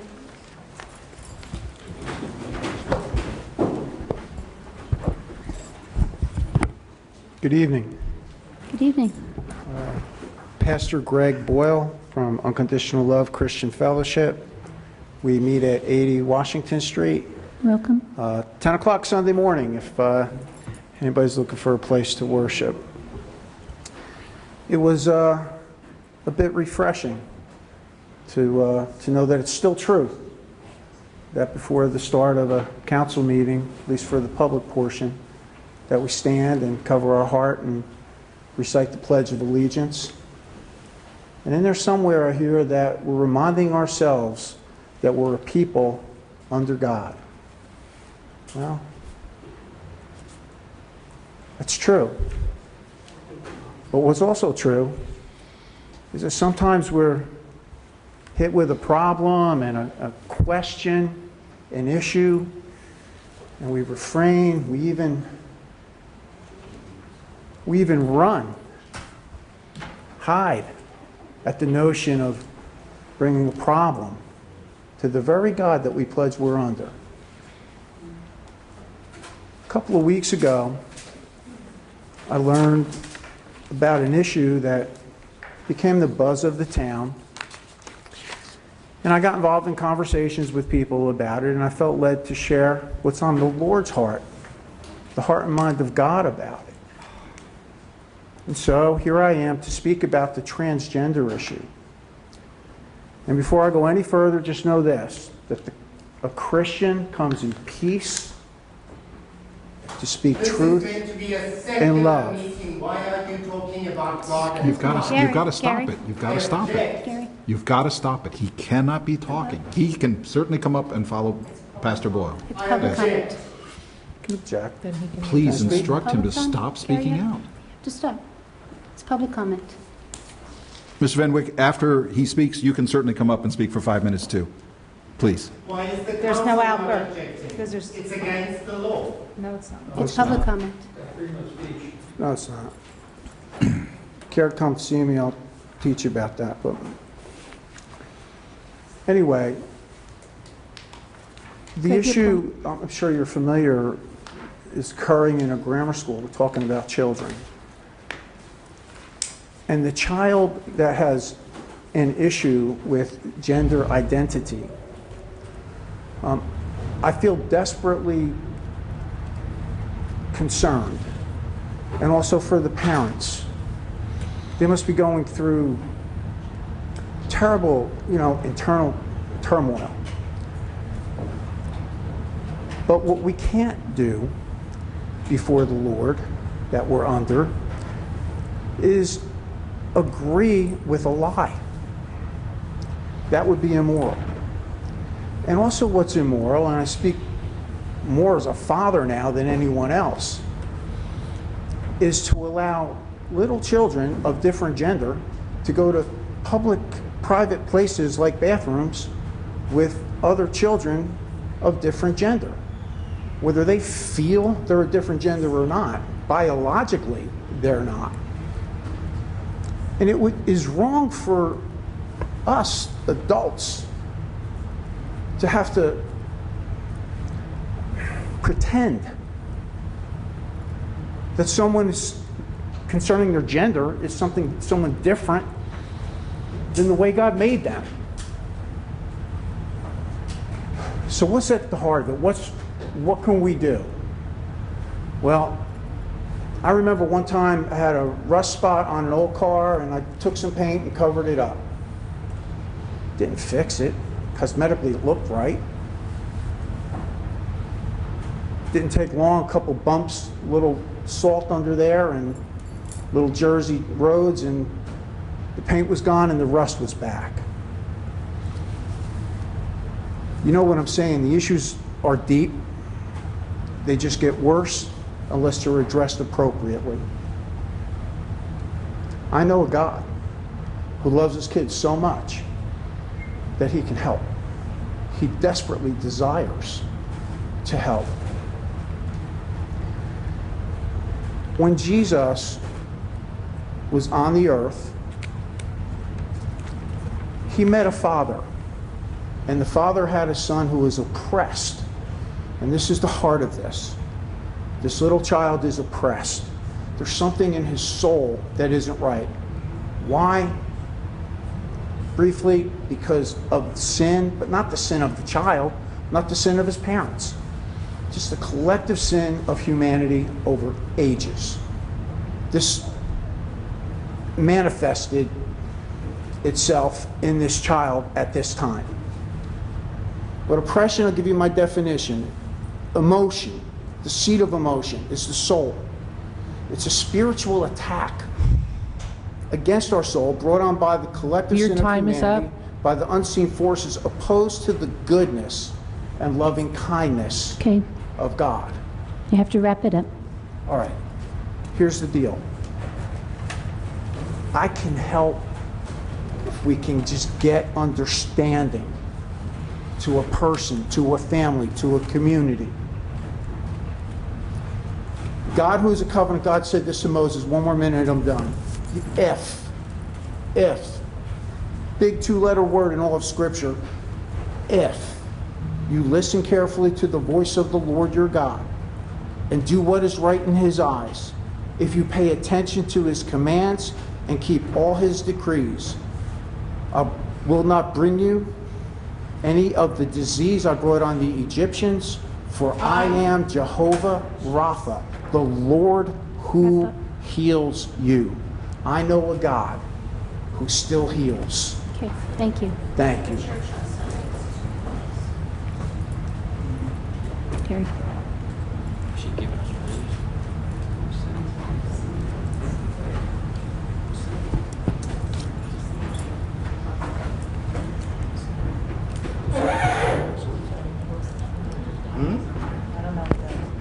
Okay.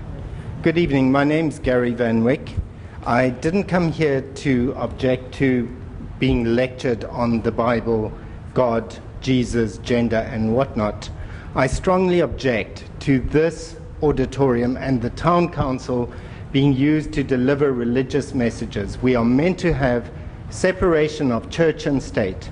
I take note that everybody on this town council has a Christian name or affiliation, but nonetheless I find that highly problematic in a town like ours that is not comprised solely of people of the Catholic or Christian persuasion. Can you state your address, please? 71 Burnett Terrace. Thank you.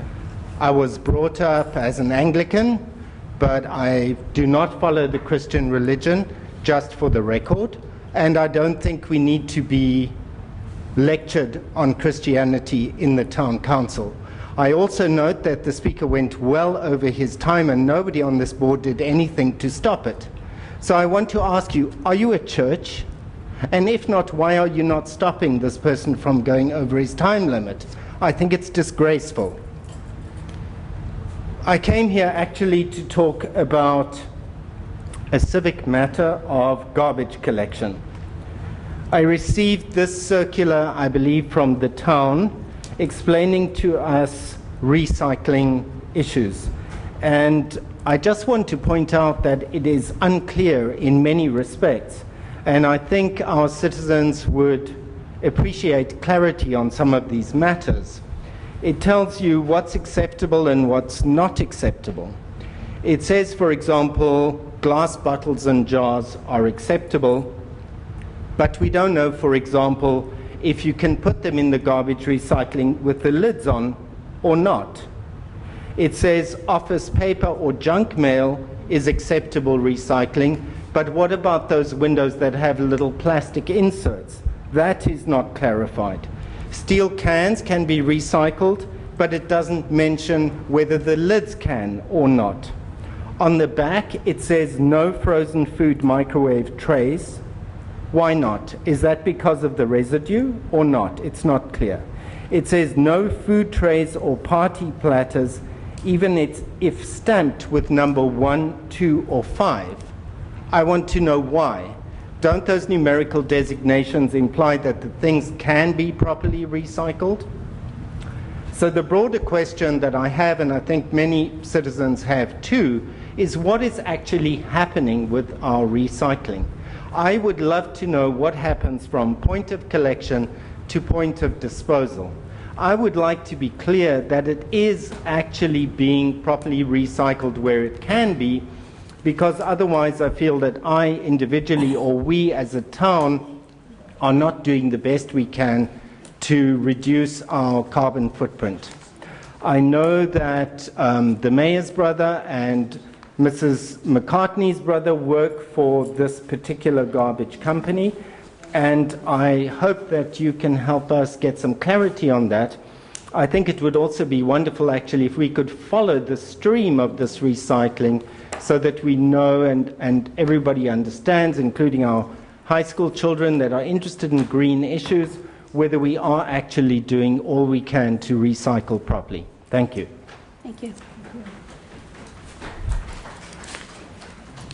Yes, sir.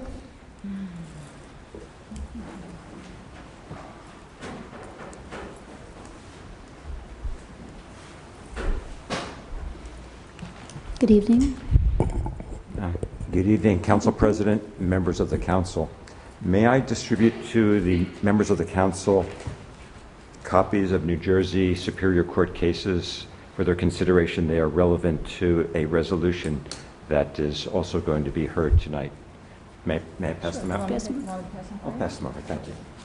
Okay, can you adjust the mic so we can hear you? Yes. Thank you. Thank you, Kevin. Thank you.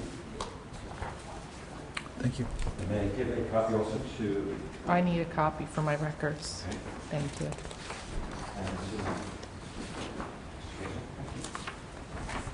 Jack, do you want to see it? On the agenda tonight is a resolution pertaining to the change of legal representation from the current law firm, of which Mr. Trink is a partner, to the law firm McManaman and Scotland. Thank you. And I'm concerned about that change because we've had experiences with McManaman and Scotland, and there are a couple of cases I would like to bring to the Council's attention in which the Superior Court of New Jersey, one a law division case and one an appellate division case, has found that McManaman and Scotland has engaged in behavior that is a conflict of interest. So I've given you three documents, two cases, and one of the cases is the case of the Four Felds versus the City of Orange and McManaman in Scotland. If you turn to page 9 of what I've given to you, the court says that MSBs, McManaman, Scotland, and Bauman, conduct in this matter nevertheless ran afoul of the prescriptions of the rules of professional conduct. I won't go on further, but the court was very concerned about a conflict of interest that arose when McManaman and Scotland represented both the Township of Orange and the redeveloper. So they were representing both parties on redevelopment matter. Quite extraordinary that they seemed to not see the very obvious conflict of interest. With respect to the other case, 2004 Realty Associates versus the Township of Union, if you turn to, I've only given you part of it. It was a 50-page decision. The conflict of interest aspect of it is only about 10 pages of that. You turn to page 53 of that, line 11, the judge says, I find, therefore, for these reasons, that Special Redevelopment Council's conflict of interest tainted the impartiality of the proceedings. He's referring to McManaman in Scotland. And he's referring to specifically an attorney who has appeared before the town council on many occasions. And if you turn to the third document I gave to you, the third document I gave to you is a blank sheet of paper. That is the legal opinion that has been given to Mr. Trenk pertaining to his appointment, or his encouraging the appointment of his son to the planning board. That legal opinion was requested by a resident of the town, and that resident was told that that opinion was not available to her because it was protected by attorney-client privilege. So one can only wonder if it's a beneficial legal opinion, then the township should be happy to say, sure, here's the legal opinion, everything is fine. But for some reason, that legal opinion is not available to us. And we don't even know who provided that. We're under the impression that Mr. Kaiser provided it. Mr. Kaiser, when I'm done, you can address all my statements. But I don't know who did. Perhaps Mr. Kaiser can illuminate that question for us. And I'm especially concerned about some of the comments that have been made tonight, public comment. If we're going to stigmatize young children based upon their sexual orientation and their gender identity, I'm sorry, that's not something that we should ever be a part of. You know, I'm shocked that a pastor would ever make that kind of suggestion. Also, I'm concerned about the noise issue that we've heard. Decibels are not linear. A 10 decibel increase in level doubles the sound. So in this situation, it's doubled and doubled again. So I think that it's outrageous that these individuals these citizens have to suffer with this kind of noise. Your time is up. Thank you.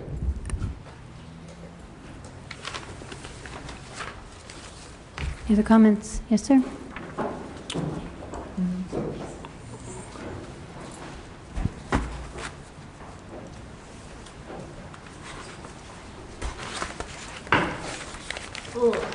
Hello, Lauren Sweat-Vilas, Prospect Avenue here in West Orange. Sorry, adjust these mics. So a few different comments. One, of course, comes up now after hearing Mr. Boyle speak about religion. I don't know if many remember back before Facebook even existed, there was a Yahoo group called West Orange Water Cooler.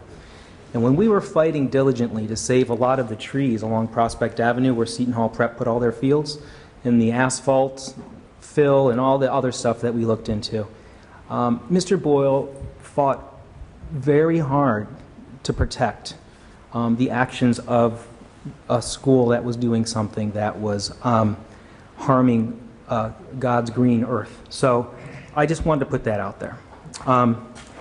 Mr. Guarino, thank you very much for your work with the West Orange High School.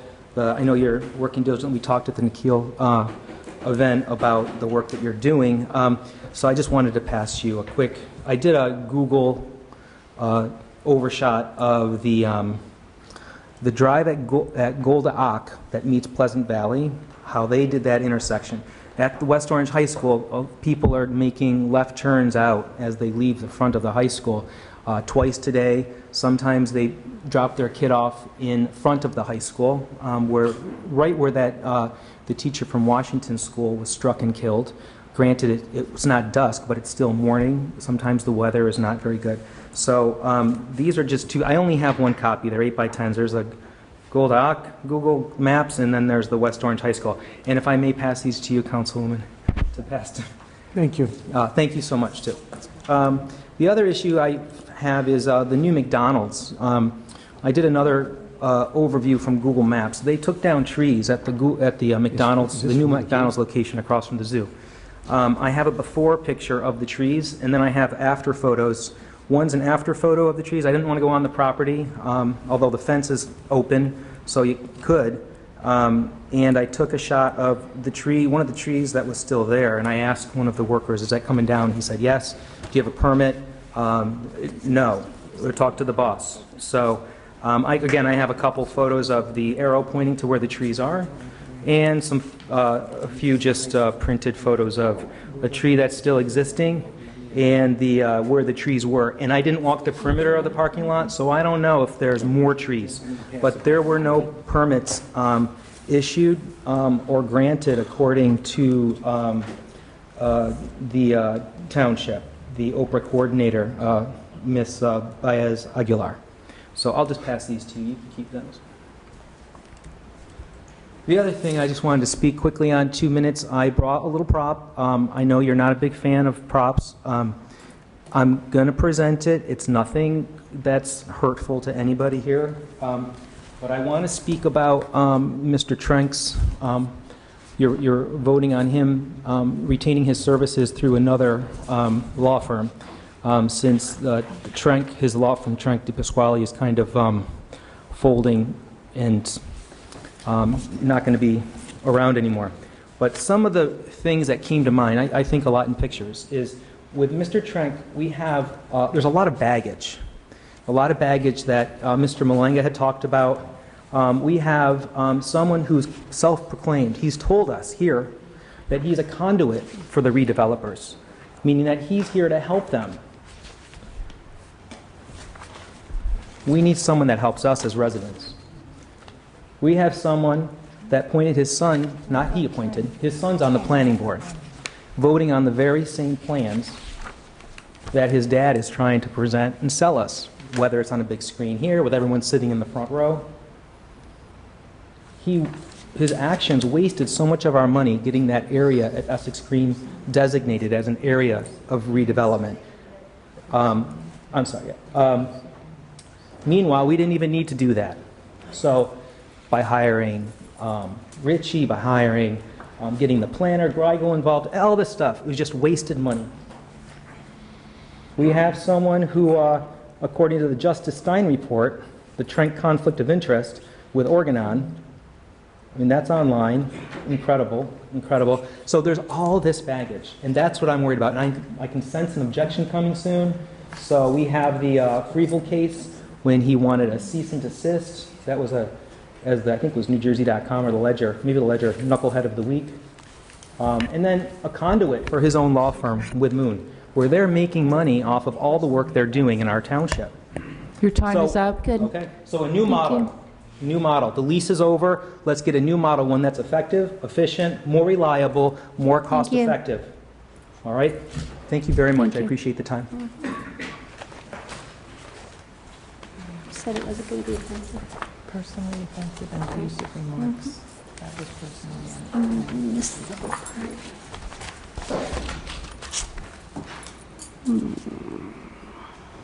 Any other comments? We're going to close public comment. And I think, Pastor Boyle and Mr. Svetvilas, I think you came in a little bit late. We started a proclamation at the start of this meeting about an anti-bullying campaign. You told me that that was not going to be personal and offensive, and I believe it was. And Greg, your comments, really where I thought you were going with that was that you were going to help with the anti-bullying campaign. So I was a little taken back by the comments. And I wanted to... Yep. Okay. Difference of opinions. To the Luz on Ken's Terrace and to Dee DeMeo also, I know we had met. I came out to their home. Following the email exchange, I'm very sorry to hear that this is still going on. And I saw just today the email exchange with the Director DeNova also about the decibel levels. And I really don't know what to tell you that I'm hoping that they're going to follow the town ordinance. Our attorney is here to help with this. You are in an R6 zone. Our ordinance reads at 40 decibels. You know, just because there's a fence and it's 60 decibels on one side and 40 on the other, because it reminds me of how many issues we had with a local bar and restaurant at a plunk in the middle of a residential zone. And yes, it may have been commercially zoned there, but it was affecting the whole neighborhood. So, you know, I did come out to both of your homes, heard the constant noise, and I just hope more can be done. I will say I actually did call the trash hauler, because right after those pictures were shown then, he did immediately react and respond and clean that all up. And I called him and thanked him for that on your behalf. And yet it still looks like that. But that's not the trash hauler. That looks like the cardboard that the employees are not putting in the cage. That looks like the store itself. So more does have to get done. I absolutely agree with you. And Jack, we're going to put this ball in your court that more can be done to help the residents that live directly behind this. And I'm sorry that you're still dealing with this, you know, with all of this research and work that you've done. Excuse me, Council President, could we Yes, stay on please. this topic for just 1 second? Please. Because I'd like to hear from administration, because I visit, I've called a few times about the garbage. I go to Valley National Bank and I sit there, and it really has been challenging. And as far as the noise violations, what exactly, you know, I've been reading through some of the emails that we've been receiving, but, you know, where are we at with this, and what could we do to expedite it? Because it just isn't fair for these residents. Actually, I'd have to discuss this with legal, but I don't think there's anything you can do to expedite it. Once it was done, they have 30 days to clear it up. And that started, I think, on the 24th of September, or the 25th of September. So based on the law, it says once they are issued the notice, which they were issued the notice, they have 30 days to remedy the situation. If they don't remedy the situation within 30 days, then we can basically do what we have to do. Excuse me, but may I just want to say I think all that... you guys were copied on these emails, by the way. Well, and that's why we're following up on it. But I guess my question is, may I just... Sure. I just wanted to add that you're saying that it's issued on the 25th, or today or yesterday, but the complaint was registered back on September 5th, I No, believe. once the decimals were taken by the county, they have 30 days to remedy that situation. But they were taken back on the 5th. Yeah, Essex Health was out there early in the month. I'm just telling you what this... Right, it seems like the gonna let 30 everybody days... talk, or we gonna No, Jack, please finish, thank you. And Michelle, But let's I'm sorry. listen to administration, folks. And we've been on top of this. I know that, I know Every that. day, the chief and Yeah. I are almost out there talking to these people. Right. Almost every day. And again, as I said, once the county came in, my understanding is that once they gave us the information, they have 30 days to clean it up. Ms. DeNova sent that email out to everybody and said they had 30 days from this date. And based on that, there's not much we can do about the noise until after the 30 days they don't do anything, then we can do what we have to do. With regard to the garbage, as I said before, and I'm sure you know this because you get the same emails from the chief every day. He sends you an email. We're out there almost every other day talking to these guys about garbage. And whoever mentioned this before is correct. The garbage collection people are now doing their jobs. The problem we're having here, I believe, and that's why I'm taking these photos with me tomorrow, when we go up there again, has to do with the people who own the building. Right. They have people who work for them who come out and they just take the garbage bags and throw them out there and don't put them where they belong. And all that. And again, as I said before, and you've gotten emails from us, the chief and I have been out there and spoken to we speak to these people. I'm not kidding you. I haven't been out there. I wasn't out there today, but we speak to these people almost every day.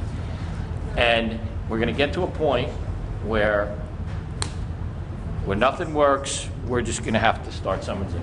Right. And that's what, So, Jack, let me ask you, though, about the 30 days.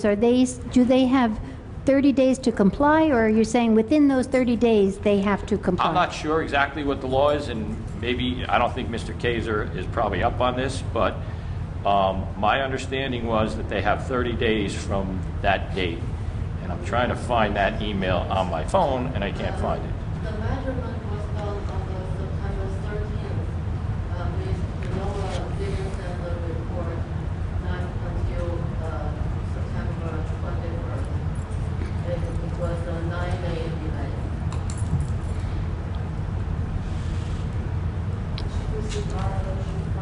The measurement was done on the 13th.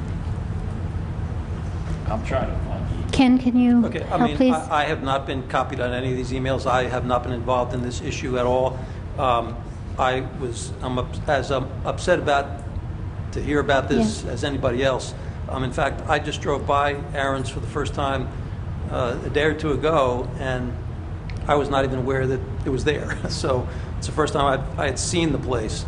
And all I can say is that if there is some mechanism flowing from an emergency, perhaps there's something that can be done more quickly, and I don't have an answer for that as I sit here, but it seems to me it's something worth exploring.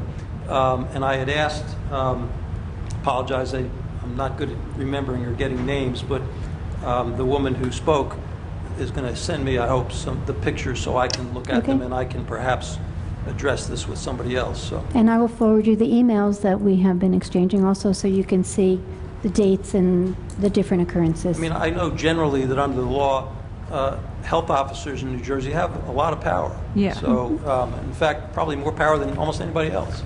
So, you know, maybe there's something that can be done through an emergent. It is an emergency health issue, yes. Thank you, Ken. Council President, Council- can I add to that? So, Mr. Kaiser, so the two things I heard here, being that you're going to be looking into this tomorrow, is that the unit which goes on top of the roof is on the side of the building, sounds of the culprit of the noise? I mean, One of the questions that immediately came up was what happened at the zoning board or the planning board, whoever approved this, and I mean, again, I don't, that's an independent body, I don't appear there, I don't know. Usually, Linda. Usually they address, you know, things like noise and so forth. So I really don't know what the resolution looks like that approved this development or this construction, or, you know, I really don't know. But all I'm saying is that when you have a situation like this, you're always looking for a remedy as quickly as you can. So I don't have an answer as I sit here, but I'm willing to try to look into it and help. So. Thank you.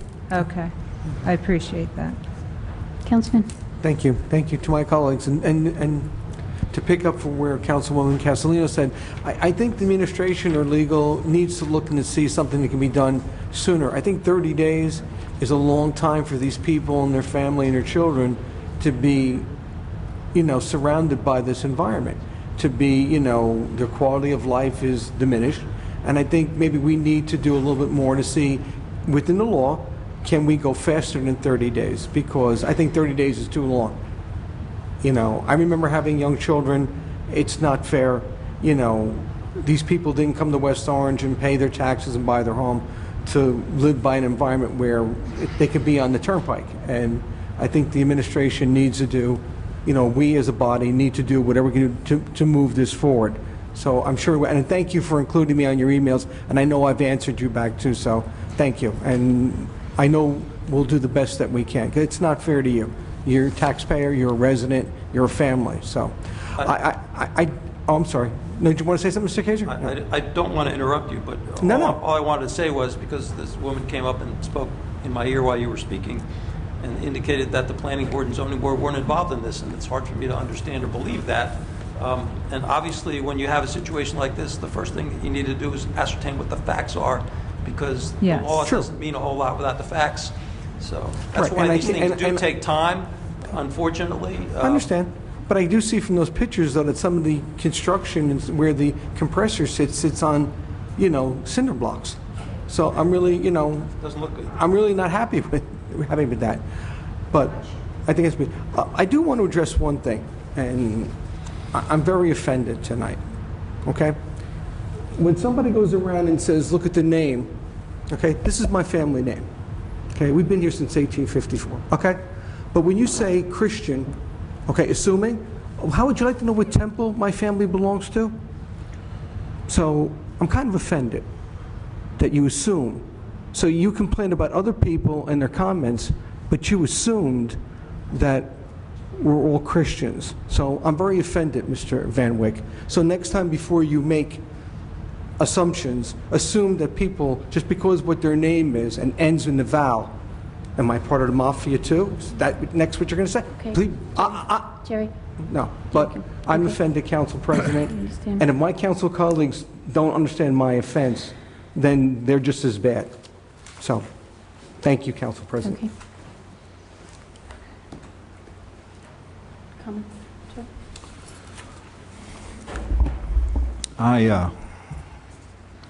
I'm just shocked at what I've heard and read about this noise situation at Aaron's, and just want to say at very first that Aaron's is a great addition to the community. It was great that it was able to open ahead of the Jewish High Holy Days, because I know it was helpful and convenient to many people, and I know they hurried to get it open earlier, and I think we're seeing some of the effects of trying to get that open, trying to do a really good deed, and now trying to sort of collect the loose ends.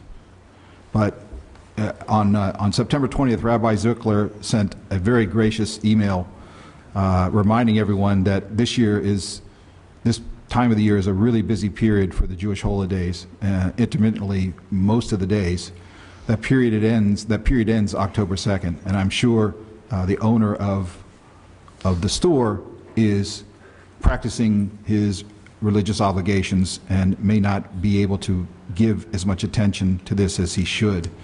We obviously need to respect these important obligations, but we also must be equally, if not even more respectful to the suffering of the neighbors. And we really need to get this fixed as quickly as possible. One of the things that's disturbing me is to hear that there are issues that should have been addressed in either a planning board or a zoning board application and resolution, and my understanding is that they didn't file an application. But now I'm hearing tonight that there are significant additions and changes to the footprint, to the actual structure. We've got a September 19th email from somebody named Pat Sagedin of Permit Expediting, and that email references electrical inspection, quote, as-built drawings with the electrical improvements, end quote, and also references, quote, as-built drawing of the exterior, end quote. And the writer says they are unaware of any planning board or zoning board action or resolution that requires an affidavit of compliance, and they're trying to check into that. I think it was really good that we got this market open, but it sounds concerning that we may have not dotted all the I's and crossed all the T's here. And I'm hearing that maybe the town could have moved more quickly to start addressing this situation, and I hope that is the case. And I hear Mr. Sayers say that they're addressing the garbage issues just about every day, but it's been 3 weeks now. If it's not clear to them that they need to be fixing the garbage problems, then you've got to take it to the next level. We have to start enforcement of this. If they've been letting this garbage all over the back of the property for 3 weeks, the next thing you know, it's going to start attracting, if it hasn't already attracted rodents. And the rodents go where the food is, and they could very easily be going into the residents. But we really do need to move on this just as quickly as possible, and certainly give the Aaron's people some leeway because of their religious obligations. But I think some of these things we're talking about tonight could be fixed more quickly. Again, speaking from the outside. But I also want to be sure that the town is moving as fast as possible to get this fixed. I also wanted to ask how it is that the town has an ordinance that has significantly lower decibel limits than either the county or the state law, and why we're following the higher decibel levels when limits when our ordinance is more strict. My understanding is in a situation where the local ordinance is more strict, if it does not conflict with a state law, that we can follow the ordinance. That's pretty much why it's there. Do we know why we're following the county and state? We've been told that based on what Essex Regional has done, they have to comply with a commercial, the ordinance for, not the ordinance, but the limits for commercial properties, because this is a commercial property. Okay. It's not a non-commercial. That was the point I was... So does that conflict What did they with... say? What did they tell you? That's recently requested full enforcement on this. Okay. That's news to me. That was the point I was trying to make before, that their backyards are separated by a fence, and you have 1 decibel level on one side and our ordinance in a residential zone on the other. Right. I know. Right. No, We but the building understand. is commercial. The building's not residential. So if the law says, and I don't know if this is correct or not, because I'm going to go over all the stuff with legal tomorrow. I hope so. And I hope it's determined that it's an emergency health The law issue. basically says that the commercial rate is X and that's what Right, it is, comes but down you're to. in an open space. There is Correct. nothing to separate. There No, is a fence. That's it. agree. Okay. It says in our ordinance that it doesn't matter where the noise is coming from. If you're in an R6 zone, it doesn't matter where the ordinance is coming from, where the noise is coming from. Right.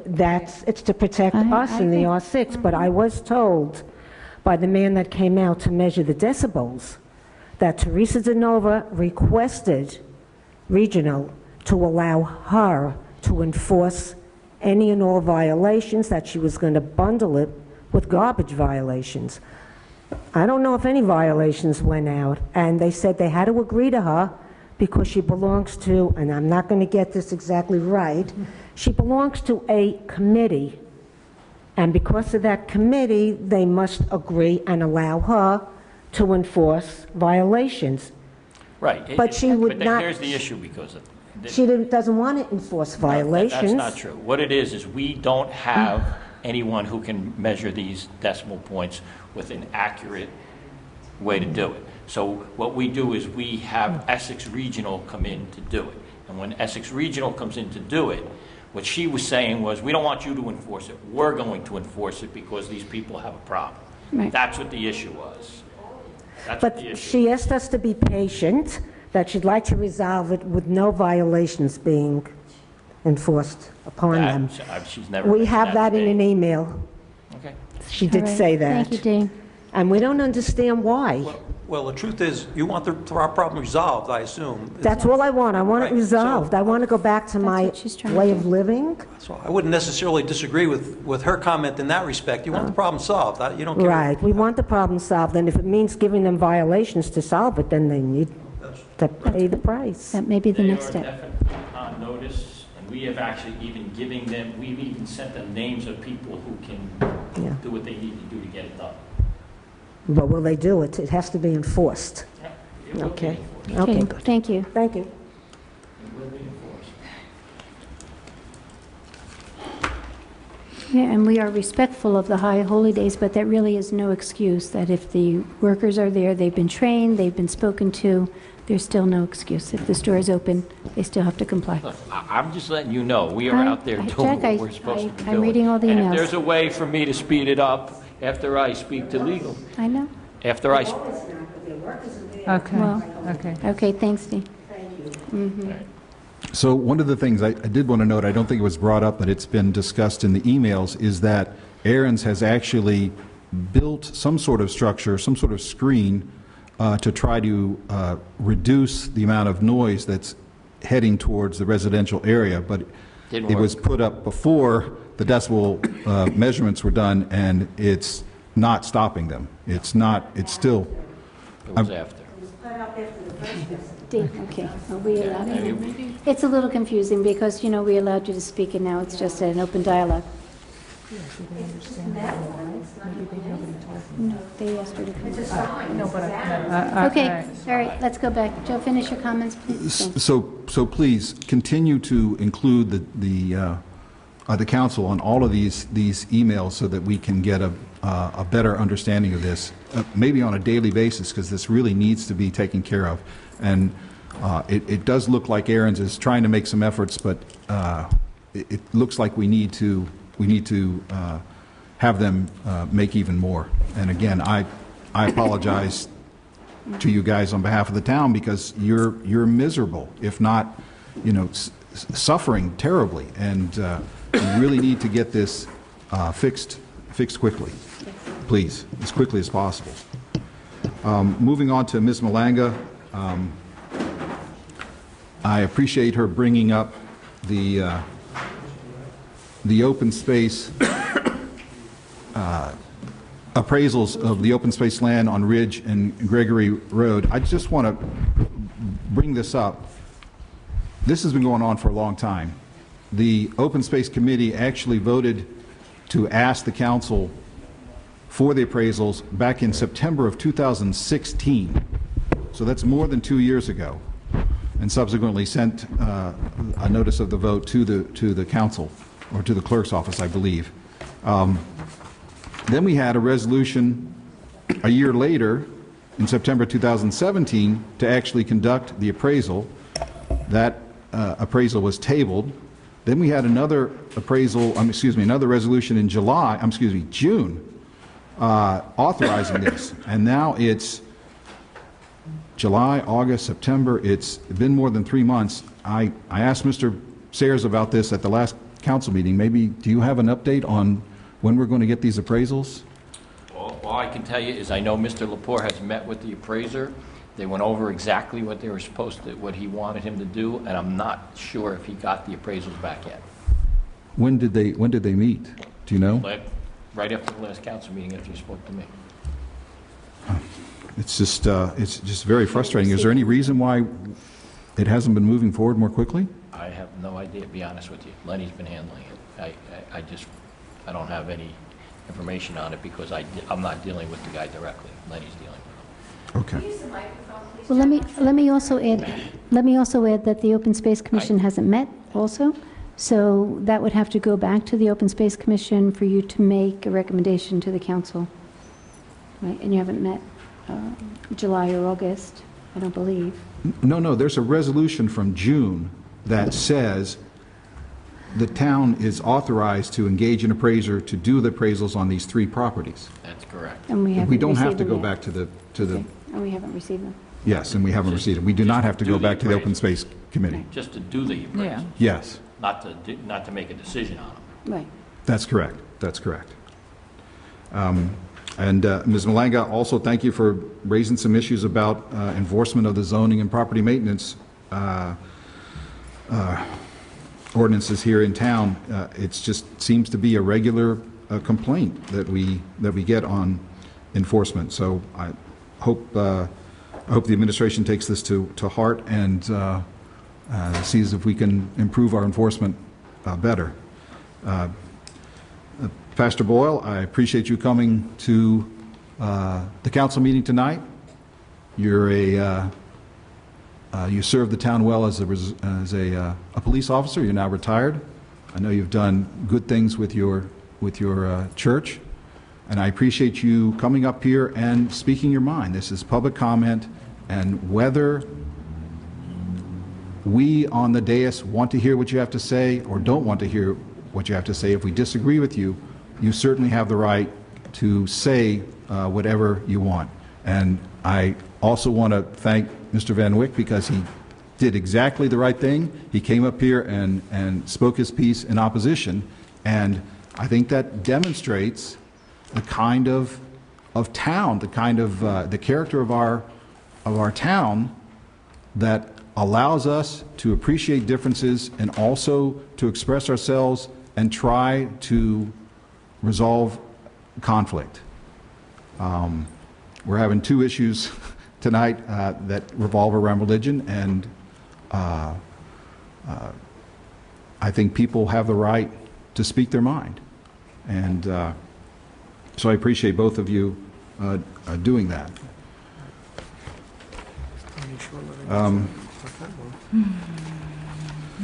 Mr. Van Wyck, I think it's an excellent idea to start looking at exactly what we're doing with this communication about recycling, and thank you very much for the points you're making because they seem to make a lot of sense. I could see you holding up a sheet of paper that seemed very densely packed with pictures and words, and part of the issue may be that there wasn't enough room for a lot of the words, but it sounds like to me a perfect opportunity perhaps at the next council meeting to have a presentation about the recycling and about the what's allowed and what's not allowed, and perhaps allow residents to come up and speak and question so that we can get clarification on that. I think it's an excellent idea. Mr. Malanga, I appreciate you coming up and speaking about one of the resolutions here about Mr. Trank and the legal business and where that's going. And I appreciate your legal opinion, providing the legal opinions. I'm not sure we're all going to be able to read and digest everything that we've heard here, so perhaps what we may want to do is just wait till the next council meeting so we have time to look into this and perhaps even seek more legal advice on whether there is a potential conflict of interest. And I have my own concerns about whether we should be moving this legal business in the manner that we are, given some of the substantial political campaign contributions that lawyers with McManum and Scotland have given to the Mayor Parisi in recent months. So I don't know whether that's a potential conflict that we really need to look into, but I appreciate you raising the issues. Mrs. Svet-Vilas, thank you very much for once again a audiovisual talk at public comment, and you've raised a lot of issues, particularly about the trees getting cut down. We have what I think is a pretty simple tree ordinance, tree protection ordinance. It says you can take down 3 trees in any 365-day period if there's an immediate concern about the danger of a tree. You can take that down, but you must have a permit. And I keep seeing what appears to be clear violations of the tree protection ordinance where we never enforce it. We never give out a notice of violation. We don't, I don't know, perhaps, Mr. Sayers, you could try to address some of these issues at the next council meeting. I realize this is all probably new to you tonight, but we really need to look at these. We're cutting down a lot of trees and appear in violation of our tree protection ordinance. Mr. Svet-Vilas says, if I understood him correctly, that he did an Oprah request and that there weren't any permits for either of these sites.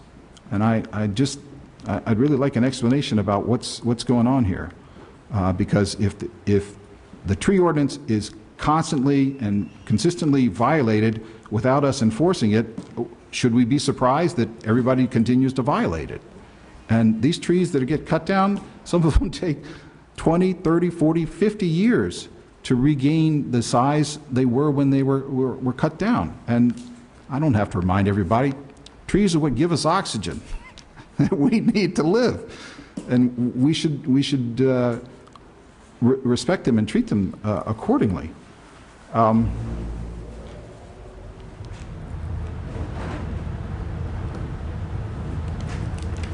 I've gone on far too long tonight, and I just want to join Councilman Guarino in I think insisting on we all be treated as individuals and not be a point of assumptions, particularly about things that I think West Orange is pretty proud of being not only diverse but also, you know, accommodating and appreciating that diversity. So I agree we should treat each other as individuals, and we should also respect that if people want to practice a religion, they certainly, this is America, it was founded on that principle, and if you don't want to follow religion, that's great too.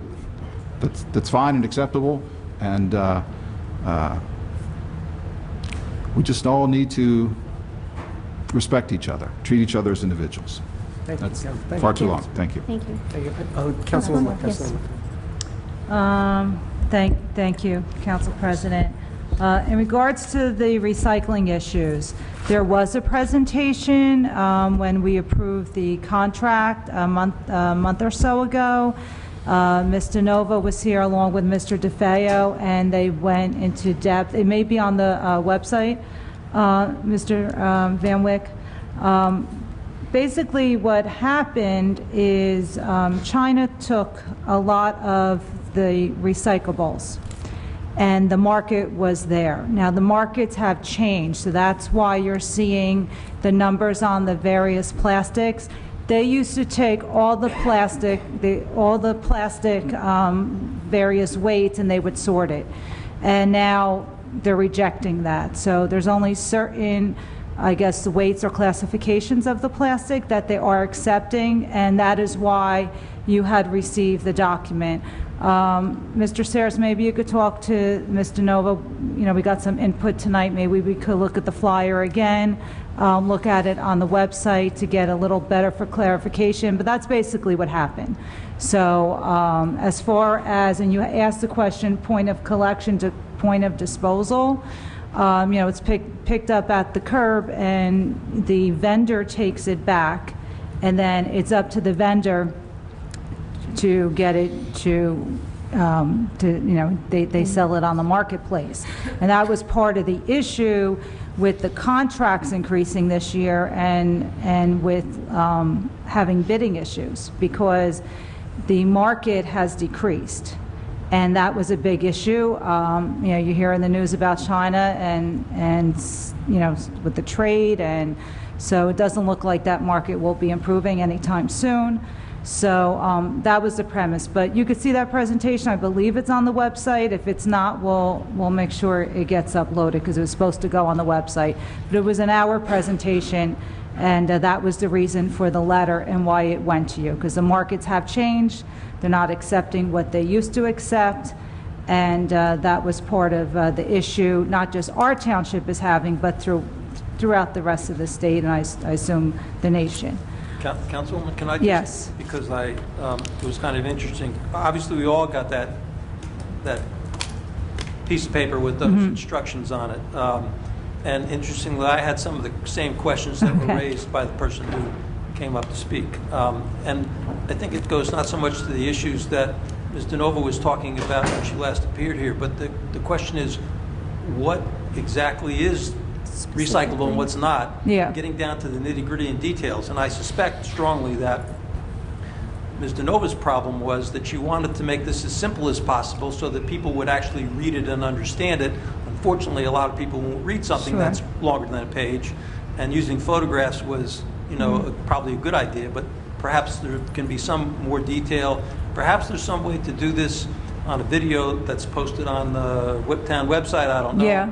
But Facebook even. I suspect, because there are some questions about what is recyclable and what's not recyclable. So, and it makes a difference because, as Mr. DeFeo explained, if I recall correctly, when you mix some of the wrong stuff in there, you basically destroy the load. So Yes. it's a problem. Yeah. So, Yeah, they don't want to sort it, and it was an issue of them sorting. Contaminate it. Becomes contaminated. Thank you, Mr. Kaiser. You're absolutely correct. So we'll work on that communication because it is important, and I appreciate you bringing it to our attention this evening. What I didn't appreciate, and again, I mean, we have 5 minutes up here. We just don't sit here and pick and choose who gets to speak and stop. So, freedom of speech, everyone gets their 5 minutes, no matter, within reason. But I will have to say, Pastor Boyle, again, he has his heart is, I guess, is in the right place. I will have to say, we're a very diversified community, we're a loving community, and we have various issues. What I have to give kudos to is to my former colleagues over at the school board. These issues have come up with our children.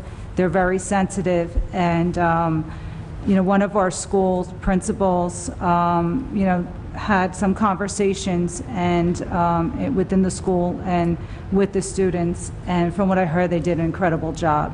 So I want to commend them for caring for all our children, and especially when issues do arise, we always want to make sure all our children feel welcome in our community and in our schools. And I have to commend them on taking care of that sensitive issue a couple weeks ago. But again, in regards, we're here for everyone, no matter what our beliefs are, and I just hope that is, we relay that. I just wanted to relay that as well as my colleagues this evening. We didn't speak about Ryan came here with our Downtown Alliance with Megan. Thank you, new resident of 3 years, to come in with your talent. That's what's great about our community, having folks come in with all different talents and, just contributing to the township. All of you here tonight are contributing, and we always appreciate that, whether you come, with something that we need to improve or something that we are doing right, but we appreciate all the volunteers in the community. And we feel for you folks this evening, and hopefully that will get resolved quickly. So thank you for coming down tonight, because it is important. We do read emails, but, and to hear you, and I said, I know I've spoken with you and some other issues you had on your block, and they were resolved. So we hope to resolve this one as well. I think the issue, from what I've read, is that this was existing commercial property, so zoning didn't have to be changed for them. And I think that might have been where it didn't go to the zoning and the planning board, because it was already existing, from what I read, or may have asked in the conversation when I inquired about it. So, I work for Orthodox company, and there were working days within the past couple weeks. So, again, hopefully it will be resolved very quickly, and I know Mr. Kaiser will look into it tomorrow, because that's what he does for us. In regards to some of the other comments this evening, we're always concerned about our tree ordinance, our trees. So, Mr. Sayers, if you could look into, I don't know if it was something that came with planning of the site, if they are planning to replace the trees that were taken out. I mean, we sit here, and I don't like to make assumptions. I hope that was maybe part of a plan, and there'll be replacement trees planted. That does occur. So let's hope that's what the situation is. If there isn't, can we, maybe talk to the owner to see, what went on and if we could replace our trees. that are so important to us. But again, I'm not going to sit here and ever assume, never scold. I want to hear the facts and what actually occurred. And I think that was everybody here this evening. And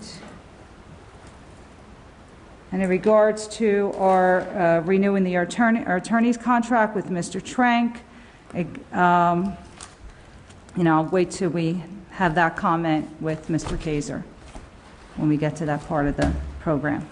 Thank you, Council President. Can I?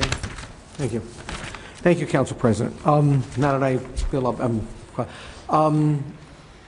Greg, Pastor Boyle, thank you for being here tonight. And to Mr. you expressed the true meaning of democracy. Contrary to other issues and everything else, it's like you do have a right to be here, you do have your 5 minutes, and we do have to look after our children, and it's important. And people have a right to be who they are and who they want to be.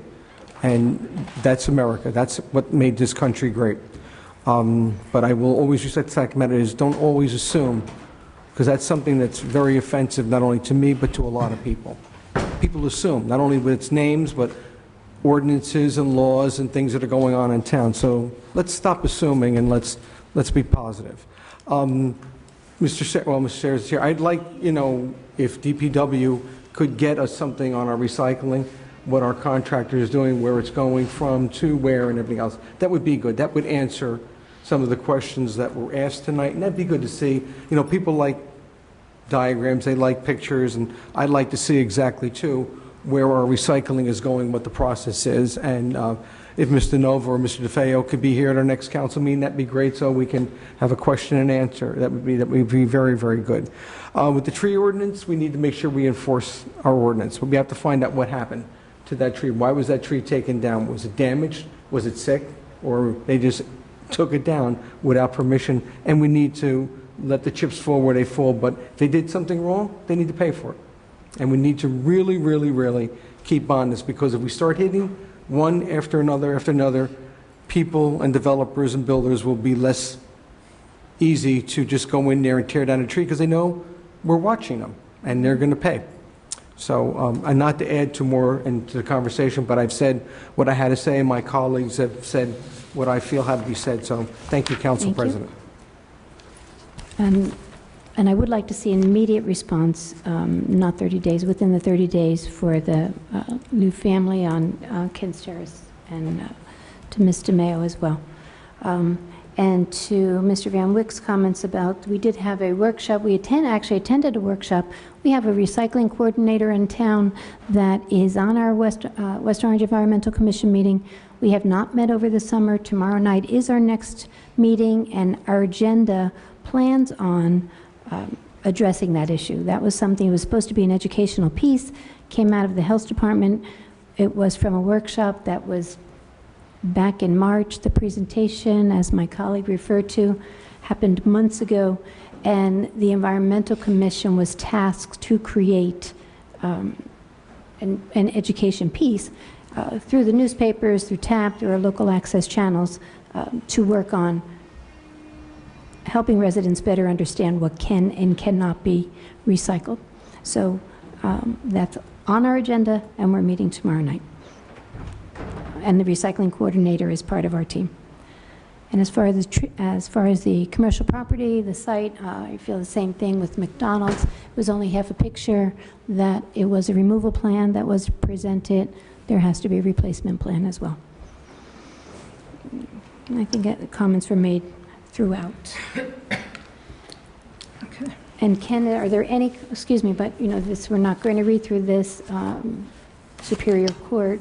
Any comments on the resolution that's on the agenda tonight? When you get to that resolution, I'll talk about it. Okay. Mr. Malanga gave us these cases, and quite frankly, if I understood him correctly, he was saying that McManaman in Scotland, or McManaman, Scotland and Bauman, and it changed its name over the course of years, but at some point, there was some conflict in what they did, and it's reported in a couple of cases. That's probably true of a whole lot of law firms in the state of New Jersey. These things happen. That's a whole separate, different issue than whether there's a conflict between Right. Mr. Trank and that firm with respect to redevelopment and so forth, and his joining that firm. So I'll Right. get to that when the time comes. For the umpteenth time, I shouldn't say that. I think it's come up now 3 times. I may be mistaken. There's this talk about the blank sheet, the written opinion that hasn't been provided. Well, it doesn't exist, as I've explained. In January of this year, if I recall correctly, I indicated that my recollection had been, and I've said this before at least once or twice in meetings, that Mr. Trank had gone to another lawyer with respect to that, and there was some discussion that there was an opinion. That recollection of mine was wrong. I do recall specifically myself speaking with him about this issue and doing some analysis of it. There is absolutely no written opinion by me or anybody else that I know of. To me, it was very clear that this was not a conflict, that his son could be on the planning board. I stand by that. It is an issue before the Superior Court of New Jersey in a suit brought by Mr. Malanga. Presumably a judge in that case is going to make a decision at some point, and we'll see who's right and who's wrong. Okay. To me, there's absolutely no question about it, but again, that's my opinion. There was reference by someone to Mr. Trank stating that Mr. Trank was a conduit for developers, and I was at the meeting where Mr. Trank made the presentation. I listened, and he was a conduit between the administration and the council in terms of explaining to the council what the procedures are with respect to redevelopment for that project. And so when he used the word conduit, that's all that he said, and that's all that he meant. Right. I've looked at that tape. I don't want to look at it again. And that's all I have to say with respect to that. We'll talk about the resolution when we get to it. Thank you, I appreciate that. Picking up 2 words, conduit and conflict, and using them to interpret different things. Could I just follow up on what I'd Mr. rather Geezer was not. saying? Well, I'm sorry, that's just want to ask a quick question. I understand from what you're saying is that it's your belief that there is no even potential conflict of interest here. No. But isn't the issue whether we should be bending over backwards to be sure that that's the case? I mean, I'm sure you will do your best to give this sort of advice, but you are not a totally independent lawyer if you're the deputy town attorney. Whereas if we go out somewhere else to get that opinion, we can be certain, and we would not have to listen to Mr. Malanga or anybody else questioning this. Please? I'm listening. No. That's about it. It seems. I don't have a doubt in my mind. In order for there to be a conflict, there has to be a special interest. There is none. The fact that everybody has certain public policy interests, that's not the kind of special interest that conflict law engenders in New Jersey. So I have no question about it. To me, it's settled and obvious. And I mean, look, there's always a possibility some judge could, come up with some theory and say that I'm wrong. I can't. I mean, that happens once in a while, but I'm not perfect. But that's my firm opinion. So. Right. No, I agree with you, and I'm sure you are as sincere as you can be. I'm just saying, if this is a potential issue, if we go outside to a totally independent lawyer for this legal opinion, then the issue would be settled as much as it can be. I mean, what the issue that's being raised is that Mr. Trank is an advocate for redevelopment projects that then come before the planning board where his son sits and potentially votes on it. So I don't know if that's a unique situation. Number one, he's not an advocate for redevelopment. Okay? I heard him. He's a very passionate person. I think everybody would agree here. Yes. And he was passionate in his presentation to the council about the redevelopment procedures that are to be followed. Whether he was in favor of redevelopment or not, I couldn't tell from that presentation. I have a pretty good idea where he stands on the issue, but it's irrelevant, So that's why I've made that decision. So. No is our vote. Thank you. Thank you. Okay, Madam Clerk. Okay. Let me review the agenda. Approval of minutes of previous meeting, public meeting, September 4th, 2018. Consent. Consent. Report of township officers, none. Reading of petitions and communications and bids, none. Bills, are there any questions on the bills? Consent. If I could, I was late in reviewing the bills and sent a list of bills that I wanted to try to look at the documentation. I also sent a list of particular items that I thought if Mr. Gross was able to discuss tonight, I would really appreciate it. But we haven't had a conversation about whether he has had enough time to. I'll entertain whatever questions you have. I may or may not be able to answer your specific question. Okay. I will have to pull up my notes.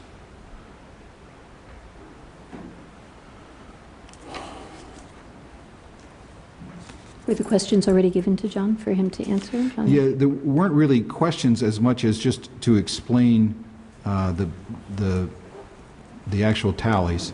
And one of them was there was two different long lists in the bills having to do with the township pool. One for what looked like salaries for over $42,000, and then the next item looks like another salary expenditure for almost $186,000. So I was just wondering.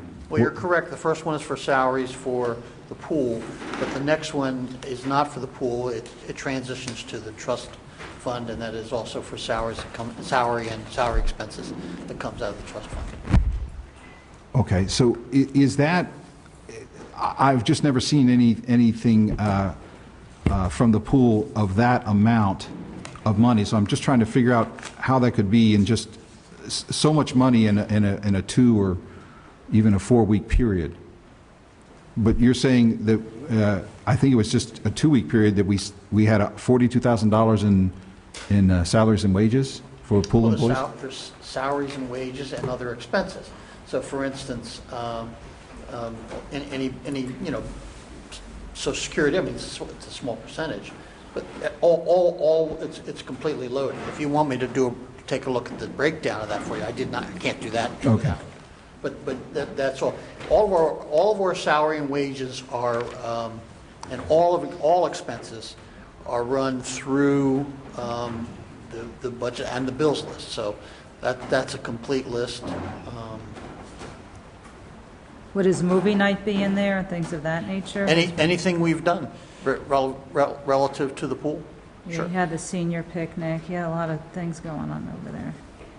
Okay, well, certainly, I don't want to put you on the spot, and I appreciate you making best efforts. Maybe I'll just take a look at the actual numbers, because $185,000 sounds like a lot of money for whatever we were doing. Does anything come to mind? Well, we spend about $1.5 million to Right. $1.6 million every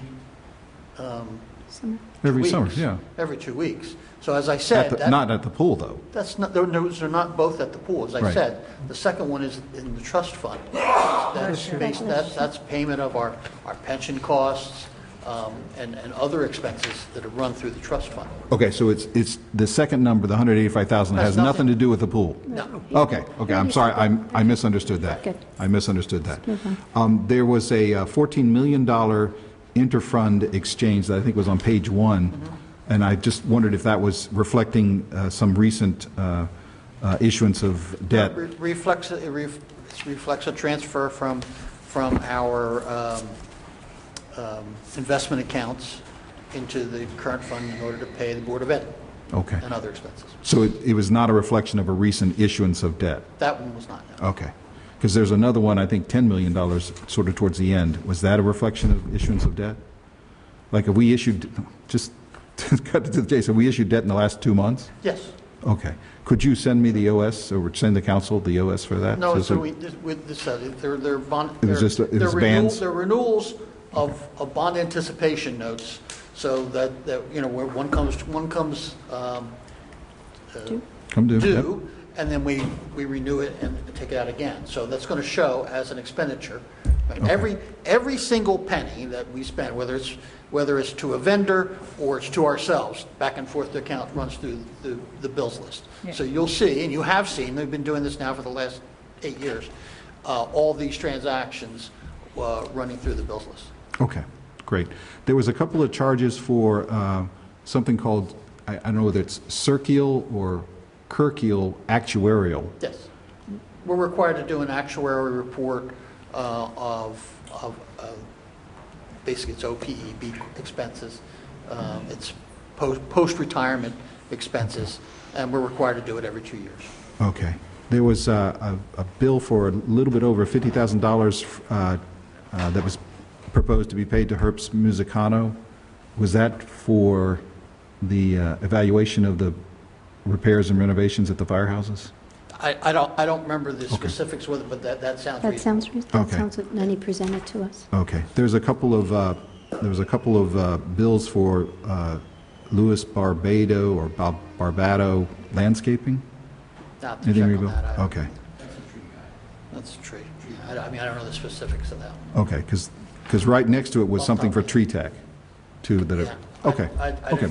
I don't know the specifics of that. Okay. Thank you. I hope I didn't put you on the spot. I appreciate. No. I appreciate. Try to help whenever I can. You're Okay. reading the bill list. Thank you.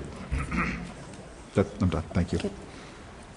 Okay, Consent. resolutions, are any resolutions being pulled this evening? Questions? Councilwoman? Question on 221, which is O. Mm-hmm. But you're not 221 pulling it. on the Land Conservancy? Yeah. Okay. I just have a few questions.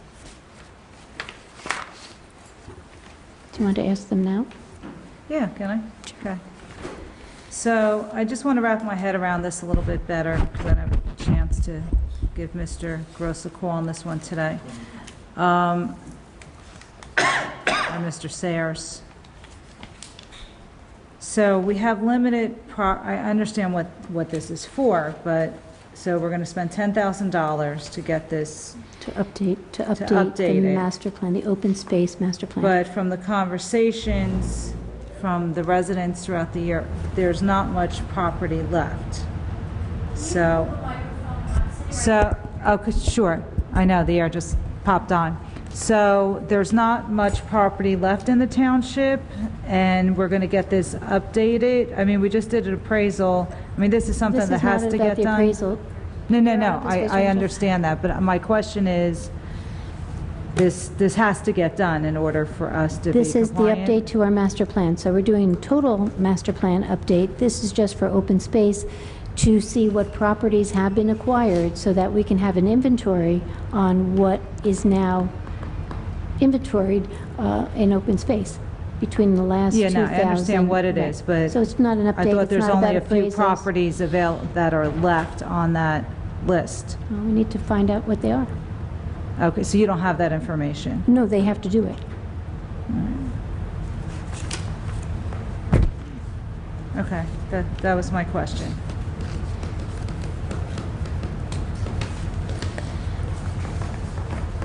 Any other questions, Councilman? No, she Councilman? Yes, answered sir. what I was going to ask. I have questions on a few of the resolutions. The first one is Agenda Item A, Resolution 207-18, resolution approving the submission and execution of a grant application with the Department of Transportation for municipal aid application for Dogwood Drive and Dogwood Road improvement project. I know I got a response from Mr. Lepore and Mr. Gross on this, but I just wanted to sort of make it public so that people in Dogwood, in that Dogwood area would know what's coming. And I can read Mr. Lepore's response if I can find it, but I just wanted to give people an idea of what's coming.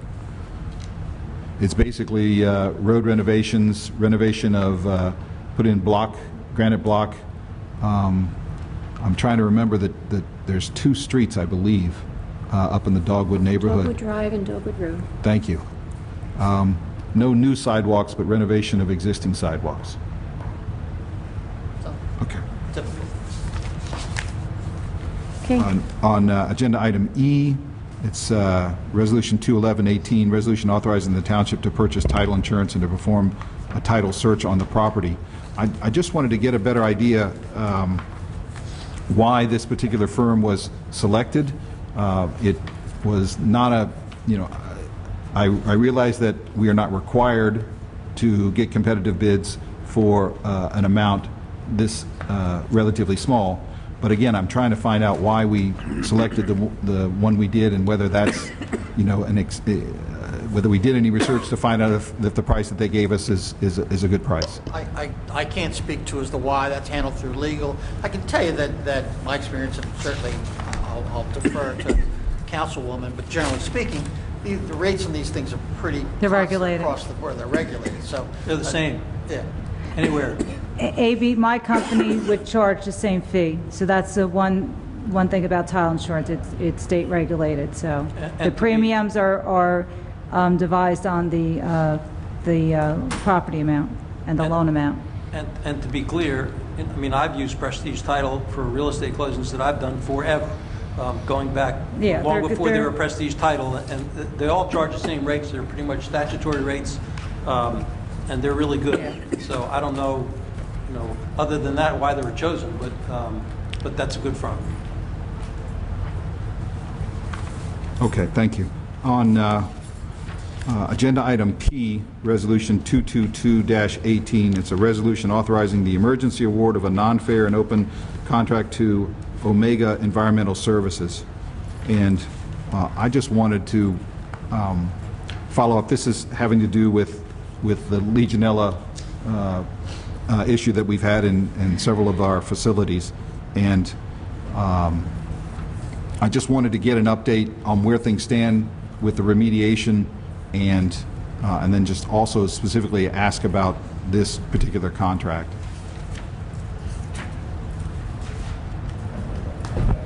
Yeah, whichever you're. Okay, well, yeah, let's start with an update of where we stand with Legionella, because I know at the last meeting we talked about that, and you said there was still stuff ongoing, so maybe we can get a status update and what else needs to be done. Right now, they're completing the fire station 2, fire station 4, and the field houses at Lafayette Park. Once they're done, we're completed with everything, and that should be done hopefully by the end of this week. Oh, by the end of this week? Okay. Yes.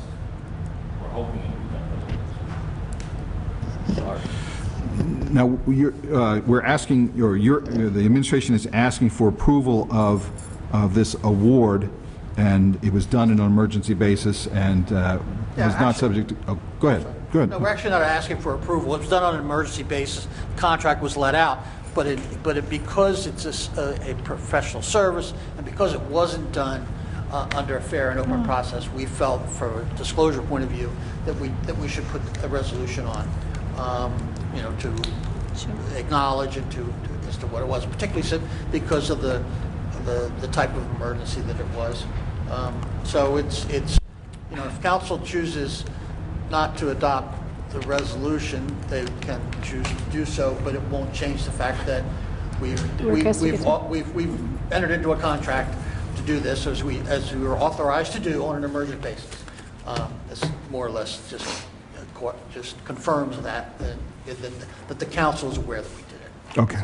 Okay. So is for Omega, the cost on the resolution is a little over $41,000. Do you expect that to rise? Yes. To continue to rise? Okay. Yes. And then there were, if I remember correctly, there were 2 other firms that the town engaged to also help with this. Is there a reason why you're not bringing the same sort of resolution for those 2 entities? Yes, they're not professional services, so therefore you know, part of the reason that we're doing this is because of the pay-to-play, or not part, it is the reason, because of the pay-to-play aspects of a professional service. The others are actually plumbing and other, you know, actually hard work vendors that we're paying. So it does not fall under this requirement or this statute. But we did mention them in there again under the to provide full disclosure that this project, this emergency is going beyond just the professional services, that there are other services. Okay. And I had just asked about the estimate of what the total cost of all of this remediation. We're going to be north of 100,000. Yes. I know you said north of 100,000, but I don't know how much north. But it's not going to be north of 200,000? I have no reason to believe that now. Okay. But you know, I don't want to put too much of a strangle. I mean, it could easily turn into 125 to 150. It could. Okay. Okay. Thank you. Plus, what we also don't know at this point in time, what the ongoing cost may be in order to prevent. What we don't know what the ongoing expenses are going to be at this point in time to prevent reoccurrence, or whether that's even going to be necessary. We just don't know that yet. So there's still more to be done. Okay, thank you. I'm finished. I just want to pull That's okay. resolution, agenda item L, resolution 218-18, but certainly defer to I just had Councilwoman a follow-up Castellino. question. Please. You had some good questions. So my question is, obviously, this wasn't a budget item because this was unexpected. So I guess the question is how you're covering the, the cost. We Obviously, we do what we need to do, and we have funds that are capital. Some of this is Yeah. capital, and there will be operating expense, and we'll deal with it. So I guess we'll know at the end of the year what couldn't get done because of it then? That's right. Okay. But you don't know that right now because we don't know what the weather's going to bring. So hopefully maybe we'll get a lucky break and we won't get much snow and we'll be okay. Everything is plus and minuses, or pluses and pluses, and never Yeah. minuses and minuses. So it's not clear at this point that we might have to dip into our expected surplus? That's not the way it would work, but I mean, at this point in time, I can't tell you that we won't require, let's say, emergency at the end of the year to finish out the year. I don't know. Yeah. Because I know the garbage contract just went up $90,000 a month. So those are Not two. wasted on me. Well, let us know when you figure that out, please, because Oh, you'll be maybe the second or third now. sounds good. Thank you. John, let me ask though about these services with this that have been coming in, because I'm still puzzled why there isn't anything in OSHA that says we should have been checking this all along. There's no standards. There's no standards. There are no Right. standards. So are I'm they telling recommending that we put something in place, or we're just doing it on our own? Like, or how frequently does that have to get done? We don't know the answer to that, so, and frankly, whatever decision we make, we're probably be making without the guidance of a standard. Just to do it? Yeah, well, I mean, there's going to be, we're going to, I'm sure there will be recommendations, and we'll take those recommendations and determine what seems prudent. Okay. We'll try to balance the expenses versus the caution. So we'll come back to you with that one once we know where we are. I can tell you that I'm advising everybody I talk to in other municipalities to take a look at their buildings, because it seems to me buildings that have been around a long time are ripe for this. So. Well, that and the mold. Look at all the schools that couldn't open at the beginning of the year because of the extremely hot summer, and a lot of the buildings had mold in them. So you would think there would be a standard, but unfortunately, there wasn't. Yeah. Yeah. Yeah. Are there any other resolutions being pulled this evening? Is there a motion to adopt the consent agenda? So moved. Second. All in favor? Aye. Any opposed? Consent agenda is implemented. We have one resolution pulled this evening, 218-18, resolution authorizing the continued appointment of Richard Trank as the Township Attorney pursuant to the terms and conditions of current professional services agreement upon the transfer of Mr. Trank to the law firm of McManaman, Scotland, and Bauman, effective October 1st, 2018. Councilman Krokoviac, you pulled this. Thank you. I just wanted, it's obvious from some of the public comment and some of our comments back that I just wanted to make sure I understood how this proposed resolution was going to work, and whether we have done sufficient due diligence to make sure that we're not causing ourselves any undue or unnecessary problems. One of the questions I had in the resolution is, what is the meaning of quote, "The township desires for Mr. Trank and his staff to continue to perform services as township attorney." But before we get to that, could you just sort of tell me what's going on with Mr. Trank's law firm? Yeah, I mean, and I'm going to tell you what I know. I I learned about this a fairly short time ago. You know, I don't work for Mr. Trank's firm, and I know a lot of the people who work there and have a lot of respect for a lot of them, but I wasn't aware of this until fairly recently. Basically, as I understand it, his firm is closing, effective, I guess, October 1st. Some of the people are going with him to McManaman in Scotland and Bauman. Mark Moon, I believe Robert Rolieri, who handles a lot of our municipal court matters, property maintenance and so forth. Jessica Meyer, I believe, is going with them. Who else do you know, Karen? I don't know those are three. Okay, I mean, I don't know. There may be secretarial staff or paralegal staff that are also, I don't know for sure, but I believe those people at least are going. Those are the people who have performed services for the Township of West Orange from Mr. Trank's firm. Mr. Trank, of course, when he was appointed town attorney, that was 4 years ago, and actually before that, but the latest appointment was 4 years ago. And under the Faulkner Act, a town attorney in the mayor-council form of government serves for a term concurrent with that of the mayor. So technically, in my view, he didn't have to have contract year after year after year, but he did because there is another section of the law, a general section of municipal law, which provides that professional services contracts are supposed to be renewed annually. Whether it was due to an overabundance of caution or whatever, he's done that, as far as I know, every year. So now Mr. Trank is going to become a partner in McManaman, Scotland, and Bauman. I honestly don't know if Mr. Moon's becoming a partner or if he's going to be an associate. I don't know. I'm assuming he's going to be a partner, but I don't know. And frankly, it's irrelevant. It doesn't make any difference. I think that he's prepared this resolution indicating that this is a I'm looking for the language that he has used here.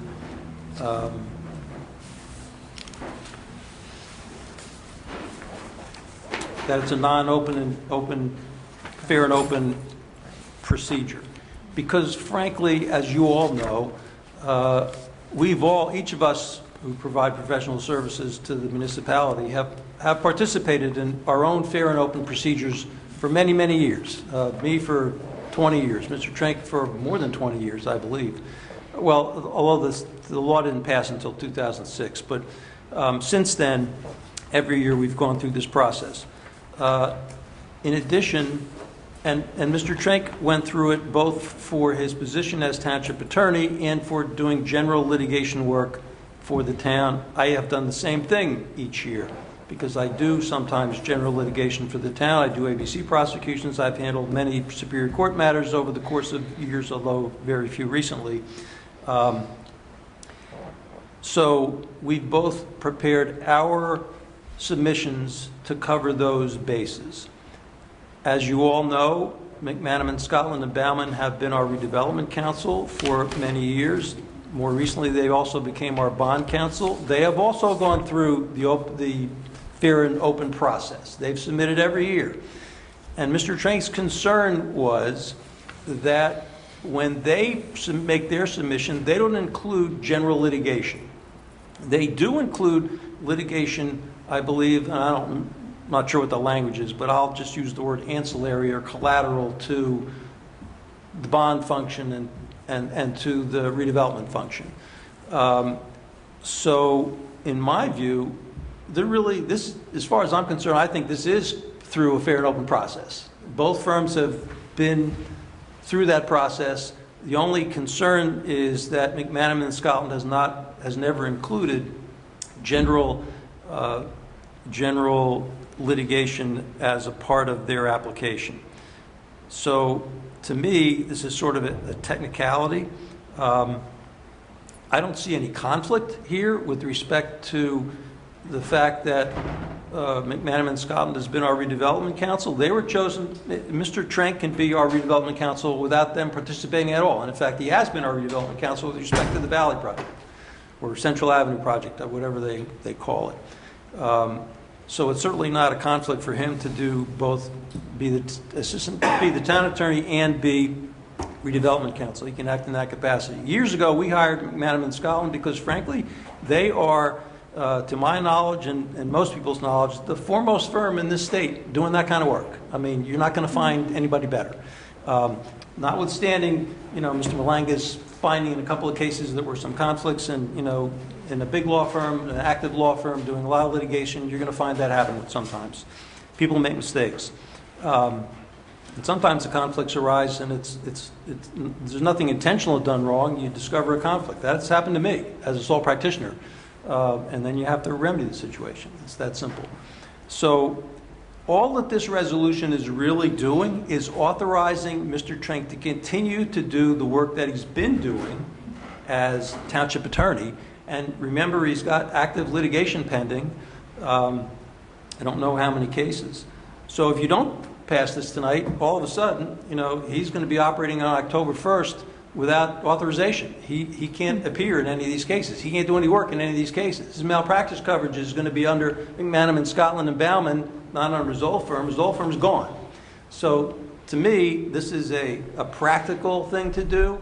Remember that we go through the fair and open process every December. All of us who engage in this work make our submissions in December.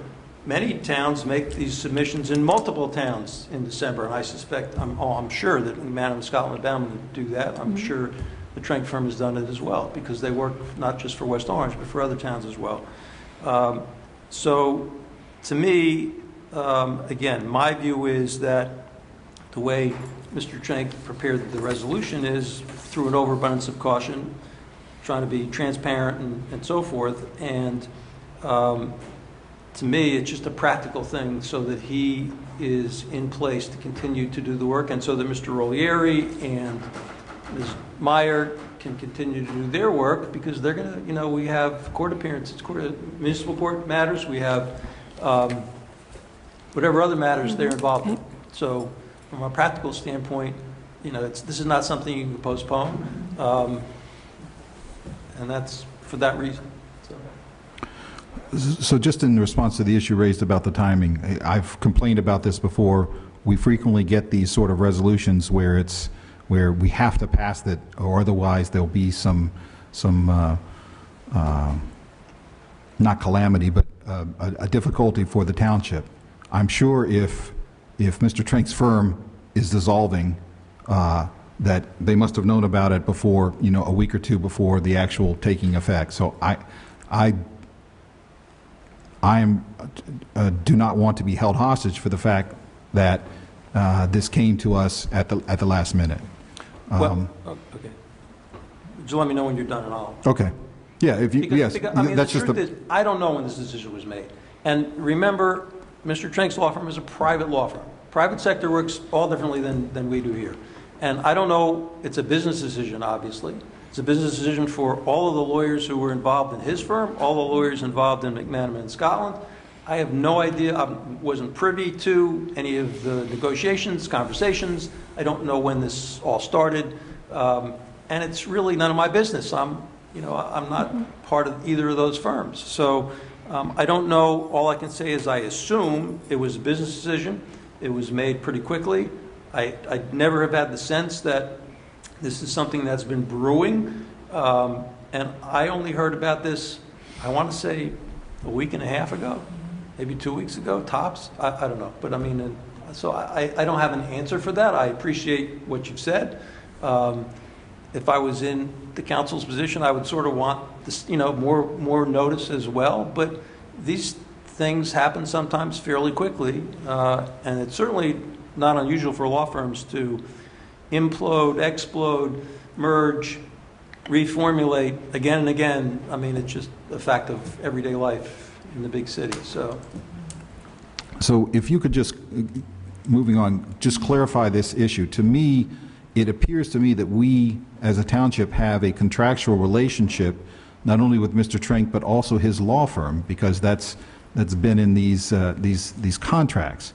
And what it sounds like to me is that, at least from a legal entity standpoint, we are going from getting our legal services from Trenck de Pasquale to McManaman, Scotland. Even though it might be the same people, it will be a different legal entity, legally separate entity. Can we do that without going through the whole process of reviewing whatever the services they're going to provide, you know, as we would do in a normal contract? Sure, and for the following reason. Mr. Trenck's agreed to continue to do the same work under the same terms and conditions. There's no change in those. So the only thing that's changing is the name of the law firm that the check gets cut to.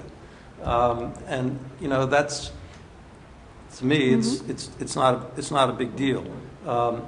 You know, and remembering that upon December 31st, you know, and who knows, depending on what happens, if Mr. Trenck continues to be the town attorney next year, then he's got to submit, or that firm has to submit then a broader fair and open application that would incorporate, you know, general litigation.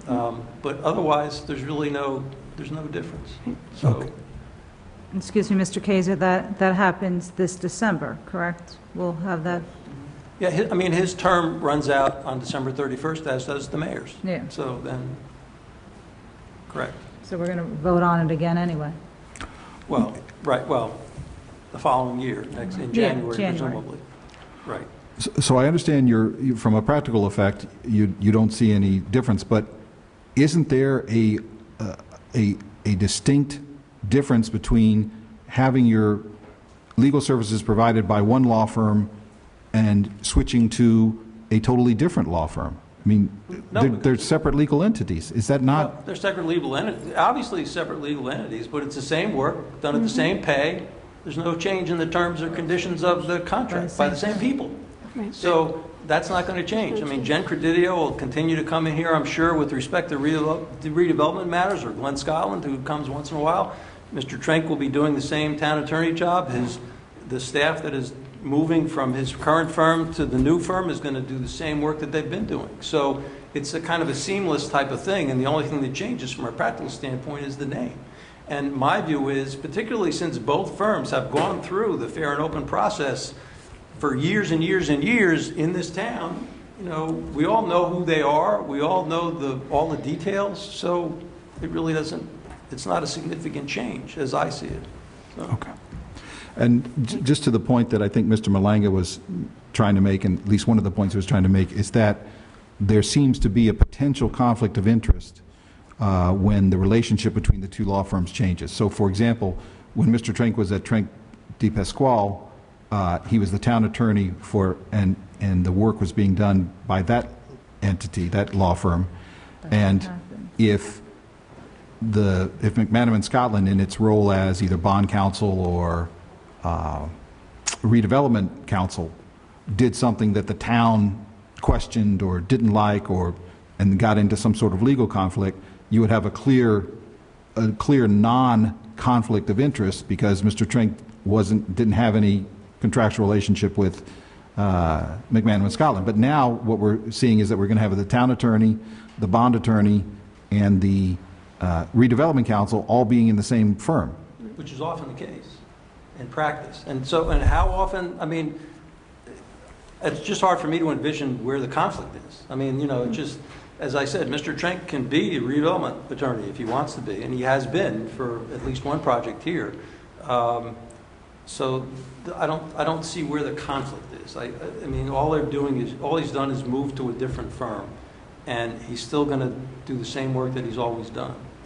Ironic, I mean, I review the McManaman Scotland bills that they submit every month, give them to John, and that's been going on for many years because of the long ago concern, which as far as I'm concerned is totally irrelevant at this point, with the Judge Stein report. You know, and there was a separation at that point, if I remember correctly, and I started reviewing all the redevelopment bills. I don't know if I'm going to continue to do that or not. I hope not, because it's not a job I need. But Mr. Trenck has always reviewed his own bills, as is the norm when you have, you know, the town attorney. There's nobody above him, so. Okay. Well, I appreciate you explaining that, but I have a hard time thinking that having someone who was not part of the law firm and as the town attorney, and then becoming part of the law firm as the town attorney when we have them doing other issues, doesn't seem to me to be something that we should not pay attention to, because, like I said, the town attorney has a legal obligation to the fiduciary responsibility to the township, where he's the town attorney, but if he's in the same law firm as these other entities, then doesn't he have a conflict because he's got a legal and fiduciary responsibility to the law firm where he is? Wait. He's got the same responsibilities he had. McManaman Scotland has the same responsibilities they had. There's no change. Right, but previously, if something happened related to the work McManaman Scotland did, he does not have a contractual relationship with them. Now he does. And so, how is it a conflict? That doesn't affect us? You know, at the end of the day, you guys, I mean, he works for the mayor, number one, falls under his jurisdiction, and all the bills ultimately get approved by you. All the work gets approved by you. So you're the ones who, there's no conflict between you and them. So right, it's spelled out in the resolution. Where there's a problem. I don't see. Okay. Right. Okay. Can we move on? Move to vote. Yep. I'm ready. The third issue I want to address, and this is the final issue unless something else comes up, but I want to understand when the resolution says that this is not a fair and open process, and I know you addressed that issue with the general litigation services they would provide. I'm trying to understand, and forgive me because I'm not an expert on this, but the fair and open process as I read it says that not only can the firm, or in this case the firm, not make campaign contributions to any members of the governing body of the town, but they couldn't have done that in the year leading up to the contract award. So I just went back and just saw that McManaman Scotland, four or five of their partners have given $3,800 worth of campaign contributions to Mayor Parisi just this year. So how does that not comply? How does that comply with the fair and open process, particularly if it's? Well, as I said, I think that this is an overabundance. I think it does comply with the fair and open process, but as I understand it, if there is a problem with respect to that, it means that they may have to disgorge some of those contributions, and they may not be able to make contributions for the next year, if I remember correctly. Well, I'm not an expert on the fair and open law. I mean, I haven't studied it thoroughly, but that is a penalty that they may have, or a disadvantage they may have. I don't know, and that doesn't affect the work that they're doing. It doesn't affect the council or the mayor. Well, yeah, but it's the law. It's the law. I know you're looking at the practical. Follow the law, whatever right. the law. So the law, as I read it, says if a conflict arises like that, what the law requires is that the vendor give back the contributions in the first 30 days after they made the contributions. I don't remember what all the details are. It's got nothing to do with a conflict. Right. It's just got to do with whether the process was followed or not. When I say conflict, I mean conflict with the law. Okay. So tell me why these, please, why these not going through the fair and open, having $3,800 worth of political contributions to the mayor, it, from my reading, looks like a violation of fair and open. Why that's not? Well, it's not a conflict. If it's a violation of the fair and open, then it's a problem they're going to have to deal with. I'm not going to. I mean, I don't pretend to have an answer to that question, so I can't help you with that. It doesn't impact what you're doing tonight. Okay. That's all the questions I had. I've said that. There's no conflict. Period. Good. Okay. Madam Clerk? Okay, is there a motion to adopt Resolution 218-18? So moved. Is there a second? Second. Councilwoman Castellino? Yes. Councilman Guarino? Yes. Councilman Krokoviac? No. Council President McCartney? Yes. Okay. Ordinances on second and final reading, 2550-18, an ordinance amending and supplementing Chapter 7, Traffic, subsection 7-20, stop intersections of the revised general ordinances of the Township of West Orange. Is there a motion to introduce on second and final reading? So moved. Second. Councilwoman Castellino? Yes. Councilman Guarino? Yes. Councilman Krokoviac? Yes. Council President McCartney? Yes. Any questions on this ordinance? No. Any questions, public comment on this? Seeing none. Madam Clerk? Is there a motion to adopt ordinance 2550-18? So moved. Second.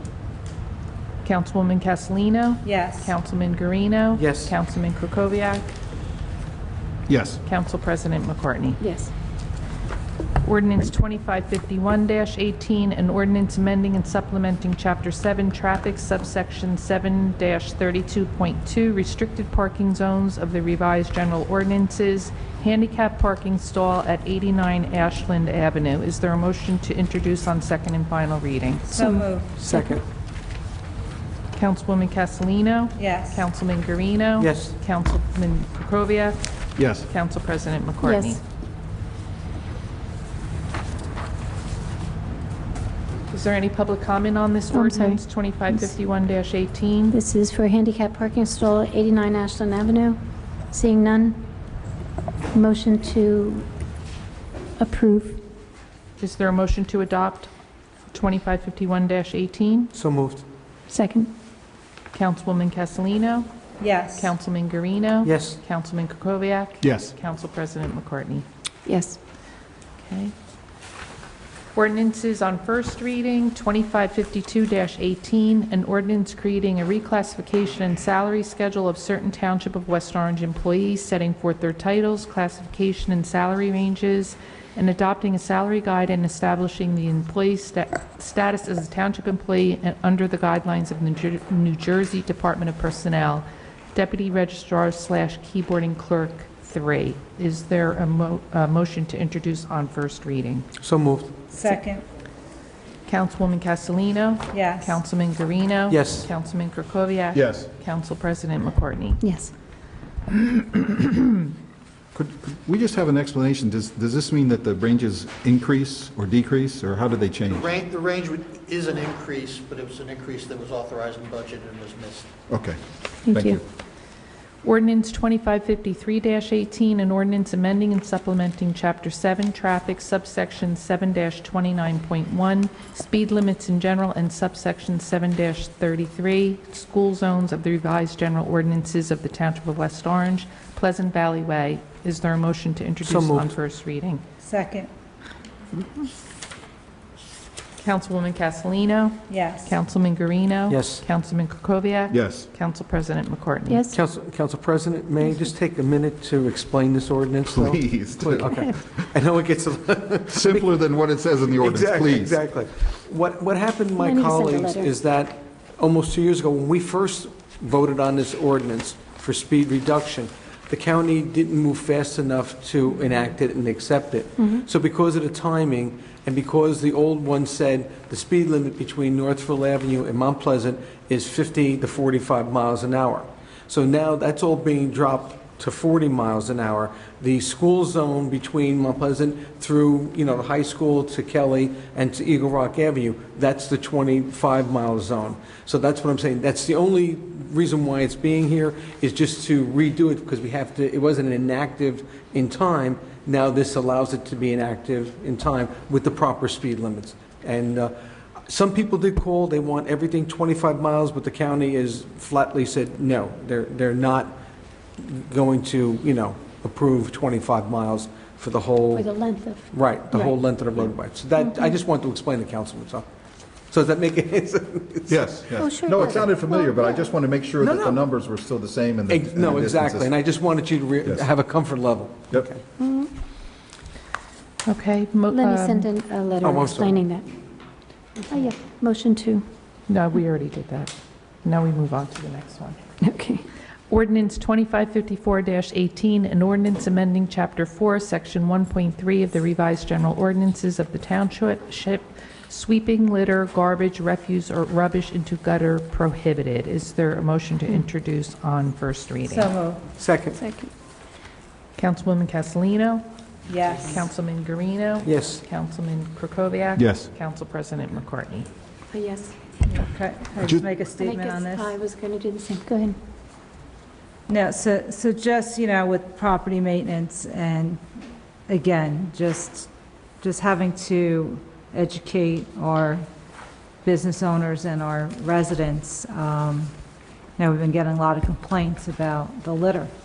And so hopefully this will help that. But Mr. Sayers, it's all about, communication also. So if this passes on second reading, in regards to fines and whatnot, is there correspondence we could get out to the property owners? Probably. Yeah, because, again, we could pass ordinances and, but it's enforcement and them understanding the fees. So, Councilwoman, I was going to say the same thing, that this is saying that this is unacceptable, but it doesn't let the resident know unless you go to another ordinance to see what the violation is and what the penalties are. Well, she's And I visiting think that also. I think she needs support from us to that raise needs to be some in of this, these yes. fines. That needs to be in there. Just like shoveling sidewalks, we know that that's important, but if you get a violation on that, there isn't anything, you'd have to go to another ordinance to know what those penalties are. I think it should be complete and comprehensive in one ordinance. I have to say, well, this is about not putting grass clippings in the sewers, right? The storm And litter. stormwater sewers, right? And sweeping into the... The big issue that we're having is that when people have contractors come to their house and cut their grass, they blow the grass out into the street. And then the person who lives next door doesn't want the grass laying in the street. Yeah. So what we do is we've sent property maintenance people out to those people and said, tell your contractors, make sure they don't do this. And unfortunately, it continues to happen. But it's litter. And it's not even in our ordinance that we've done that. But it's also becoming litter. People are like putting litter in the street as well. If you read here, it says in front of their litter, garbage, grass, refuse, and rubbish. So there's people that are literally sweeping litter only because where they've come from other communities. Mostly they move from the city or from Brooklyn, or where they used to live, they would sweep into the street, and a street cleaner will come every day. We don't have that service here. You have to bag all your garbage, clean up after. Right. But we really need to get some educational piece out, whether it goes out in the next tax bill so everybody sees it, to save on mailing that way. But we need to, again, they're working on this campaign. I don't know what else is forthcoming. But just a recommendation, I think the tax bill always works nicely because everyone opens the tax bill. Sometimes there are renters that may do this as well, so that, especially in certain parts of the township where they may rent a home. And so, again, we have to work on the educational piece, but I just wanted to bring it to your attention. This is something that has to be incorporated and we need to work on. So yes, Councilman, it's the clippings, but it's also the litter as well. We can also put it on channel 3645. Yeah, it's going to be all-out campaign, but Right. I was just surprised that the ordinance didn't already preclude putting grass into the storm drains, because... Doesn't mention grass. Oh, okay. Doesn't mention it. We enforce it. Oh, you enforce it even though it's not in the... Oh, yeah. We go out and we tell them when we get okay. complaints, we go to the Oh, I house, see. we tell them I see. people not to do it. I see. Oh, I thought this was landscapers blowing the grass into the... It's landscapers, it's Okay. your neighbor, whoever's doing it, Right. blowing it out Yeah. into the street. People don't want that. West Orange, that is a terrible, terrible, terrible thing to do, okay? You ever driving in heavy rain and you see the water spouting out of the drains? It's because there's too much debris. In many cases, it's because there's too much debris that's clogging them up. Don't put anything in the storm drains, please. It's just, I know it's convenient, but just sweep it up and put it in the trash can or put it in your recycling. But yeah, don't put that stuff in. I know that's what we're all saying, but I'm going to say it adamantly. Cool. And what's great with the new drains, I mean, you can't, the debris doesn't flow down them, which is a good thing. but it's just backing up onto the streets, which isn't a good thing. So that's why, folks, if you see that, just clean, if it's in front of your home, please pick it up. Okay. All right, pending matters, new matters, council discussion. Yes, thank you. At our last council meeting, the issue came up about the senior in a wheelchair who said he had tried 5 times to get senior transport and was only able to get it once. The council discussed it during pending matters and asked Mr. Sayers to investigate and to report back to us. Mr. Sayers, have you had a chance to take a look into this? Yes, and I'm sorry. when that individual was here, he also had suggested that when we missed him and not picked him up, and when I did investigate it and spoke to our communications person, he was called back by our communication person and said he was sorry for doing that and will come to pick you up, and the individual said he didn't want to get picked up. So I'm not so sure what's going on or why these things are being said, but that's what I was told directly by the communication operator. That he called him back and said, do you want us to come and get you? And he said no. I know Mr.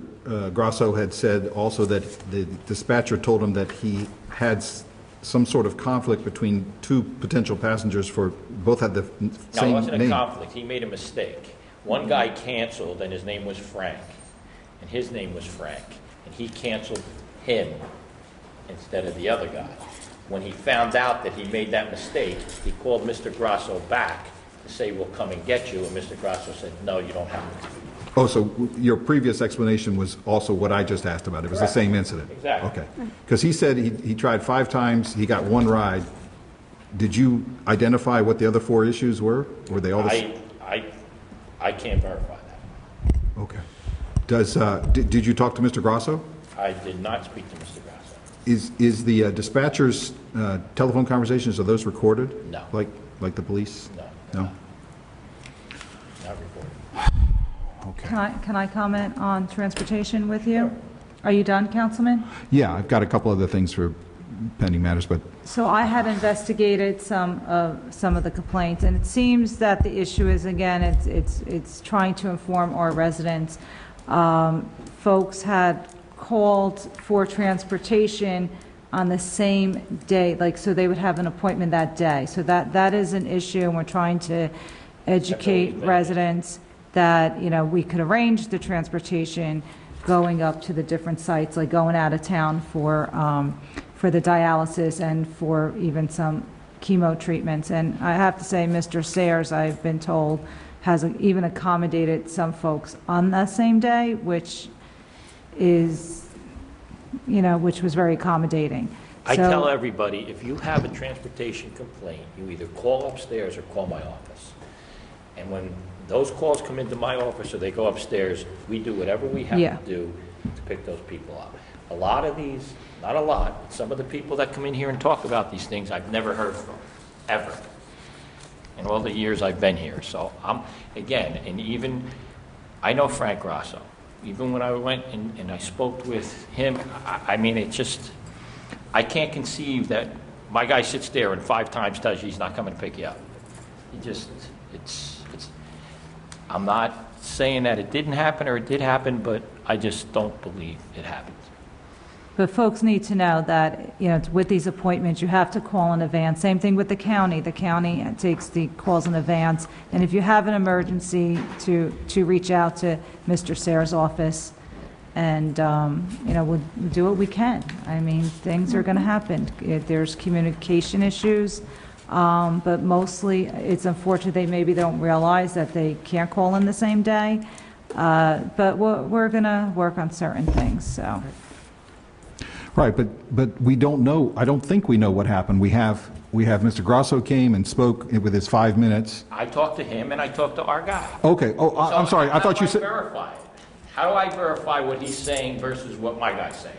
Tell me how I verify that. No, I must have misunderstood you because I thought you said you didn't talk to Mr. Grosso. I didn't. I listened to what he said, and then I went and investigated it with our guy, who said it didn't happen. No, I understand that. I understand. So it sounds like what you've done is you've talked directly to the dispatcher. Correct. But you haven't talked directly to Mr. Grosso about each of the 5 incidences so that maybe we can sort of reconcile or identify what the potential problems are. And do I understand that correctly? You didn't go back to Mr. Grosso and say I did this. not go back to him after that meeting, but I did speak to him about the incidents and what had happened. And the bottom line is, like I said, the one incident that he sat here and talked about, and he said, oh, they left me home and all this other stuff, he never told us that the guy called him back and asked him if he wanted us to pick him up, and he said no. Never mentioned that. Okay. That night at the meeting. So that leaves 3. And again, Oh, sorry. I'm telling you what my guy's telling me, and I'm listening to what he's telling me. I can't tell you whether it's true or not true, but I can tell you from experience that the issues that I'm getting from him regarding our communications guy, I don't get many of those complaints from many people. And like you said, the only times we get those complaints is when someone calls up at 10 o'clock in the morning and says, I got to be at a doctor's appointment at 11 and I got to go to South Orange. We can't do that, because if we do that, then we got to take a truck off the road, and all the other people who called us and made appointments to get picked up don't get picked up. So you have to give us 24, 48 hours notice as to when you want to go outside of the town somewhere and do certain things. And most of the senior citizens know that. There are people that say they don't understand that or they don't know that, but most of the senior citizens, based on my experience, know that stuff.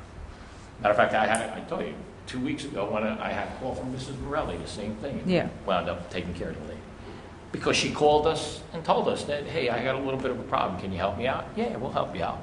But some of the people, I can tell you, who come in here and talk about this, I've never heard from them, nor have I ever seen them. So I don't know why they don't pick up the phone and say, I need a ride. Help me. They don't do that. I'm not sure why. And even Frank sat here and told you that day when he had to get picked up to go to the event. He called me directly. 10 minutes later, I had the guy there picking him up. Call. So call. If you're not going to call, if you're going to say, well, the guy told me 5 times he can't pick me up, call me. And then I'll call directly over there and say, what's going on? What are we doing? Then at least I have some evidence as to what's going on. But when you come in here and tell me something that happened 5 times, and then I go talk to my guy and says, that's not what happened, and he tells me something different.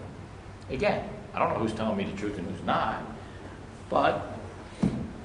Excuse me, Mr. Sayers. Also, we rectified the one problem because the one event was at night, was something we don't usually do because we have the jitney service and we have the jitneys, but we still were able to accommodate. Even with these mentoring, Mountaineer mentoring programs, they run into like when the time is to go home, but still we're going to try to coordinate them. That's why it's taken so long to get the dates and whatnot, because we want to make sure we offer transportation, we could get the residents home after the programming, because it conflicts with our jitney times. So it's, they're trying to do the best they can with the limited time slots that we have. And I think we transport a lot of, I think the numbers were way up from last year. Now we have the part-time driver this year. So we're working on the communication piece with having folks understand how to utilize the system. And also the county could supplement a lot of these out of the township runs, and just having our residents understand how to utilize the county system. I met with Mrs. Morelli last week, and we sat down and had a little better communication session in regards to trying to see where the disconnects are. So hopefully we'll get this grant this year. I don't want to say too much about it because I don't like to put too much out there. Grants you can't bank on a grant. We still have to do what we need to do. But if we get invited to apply, right now we're working on the letter of intent to apply for the grant. So you have to do a letter of intent with your needs, and that's where the survey came in. So our grant writer's preparing that. And then once that's prepared, you get approved by Partners for Health. Then you get to apply for a grant in January. And hopefully with the funding from the grant, we'll be able to fill in all of these gaps. We have, we do have some disconnect. Everybody's working really hard and trying to fill the needs of the residents, but we need something to tie it all together. And the senior, Teresa with Patty Duffy and Susan Iovino, they're formulating a plan that will hopefully tie everything together for all these little gaps that we're coming across. But again, there's still things we're doing to try to plug the holes. The bottom line is we try to be the best we can be. You're never going to be 100% perfect. Am I sitting here saying we don't make mistakes or we don't do? Yes, of course we do. But the bottom line is, for the most part, that system runs pretty well, and it's a good system. And most of the people know how to utilize the system, but there are some people, obviously, that don't. Yeah. And how you get to them or how they get to us, that's the communication issue. So I'm sorry for my confusion. I just want to clarify. I don't want to beat a dead horse or anything. He called 5 times. One time he got his ride. Another time, I think we've discussed, his ride was accidentally canceled, and when the dispatcher called back to say, do you still want to get it, he said no. Okay. Correct. And then there was a third time and a fourth time and a fifth time, and those 3 times were when he called the same day, and that's why he didn't get the ride? Well, one of the issues is like what we talked about. You can't call 10 minutes before you want to go somewhere, or a half hour before you want to go somewhere. You have to, you have to say, oh, by the way, I'd like to go to the ShopRite, but I got to be out of my house in 10 minutes.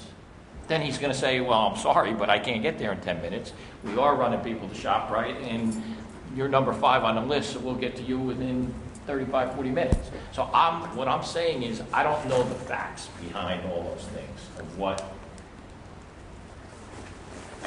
I know what I'm told, but I don't know what's true and what's not true. So for you to ask me, what do I think, or what I don't know the answer. I'm listening to one person and I'm listening to another person. But the message that we gave Frank that night and other nights is to give you a call if he has a question. Frank knows that. Right. So that's. Frank knows that. I've right. told him that. We're done. She knows that. We're done. I know Frank for I a long hate- time. me Gone to too. school with him. Right. He knows what he needs to do. I know. I understand that, but I'm just trying to, what are the other 3 instances? We have one? No. Oh, so you don't It know? doesn't matter. Now, it doesn't matter. Oh, you don't I'm telling know? you what my guy's Right, telling it me doesn't versus matter. what he's saying. I don't know the answer to the question. I believe, Right, but I'm just excuse trying to me, find out what are the three situations?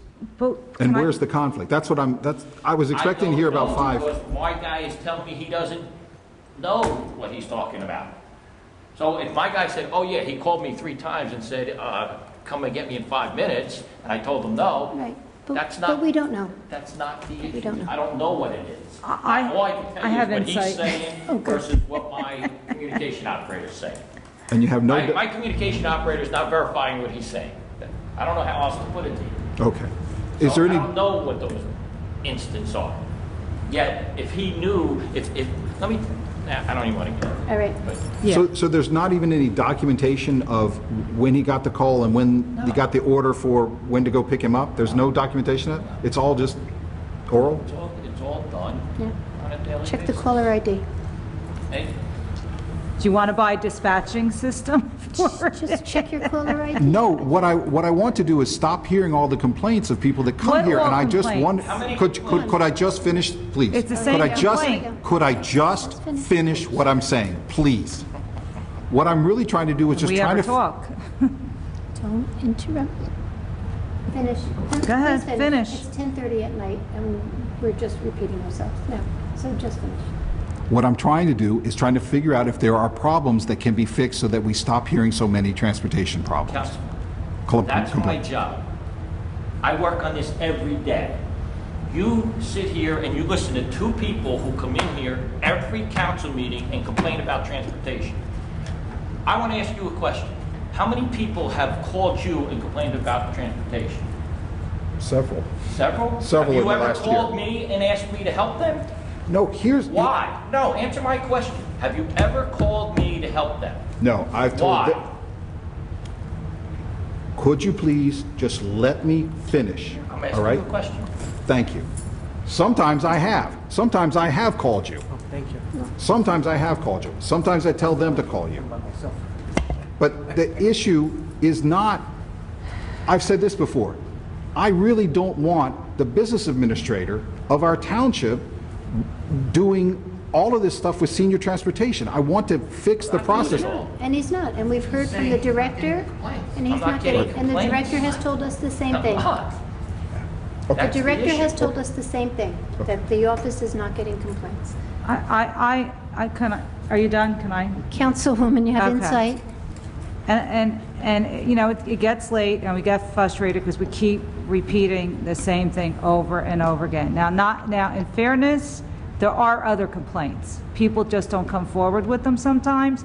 I think the way to resolve this is if any complaints come to the health department where they can't help the person, because they do get, sometimes they get calls, just have them redirected either to your office or the dispatcher, again, because they're calling, it's usually for the same day, and I took the time. But to that's the answer, Councilwoman. What you're saying is correct. Those complaints, they're not complaints. Those are people Yes. who want to leave within 15 minutes, who are calling the health department, and the health department's telling them, unfortunately, that's not how the system works. But I think we need to maybe take their name and write down what the issue was, so this way there's not this disconnect of, you know, these, of people not being satisfied. Because again, we're in the customer service business. That's what we're here for.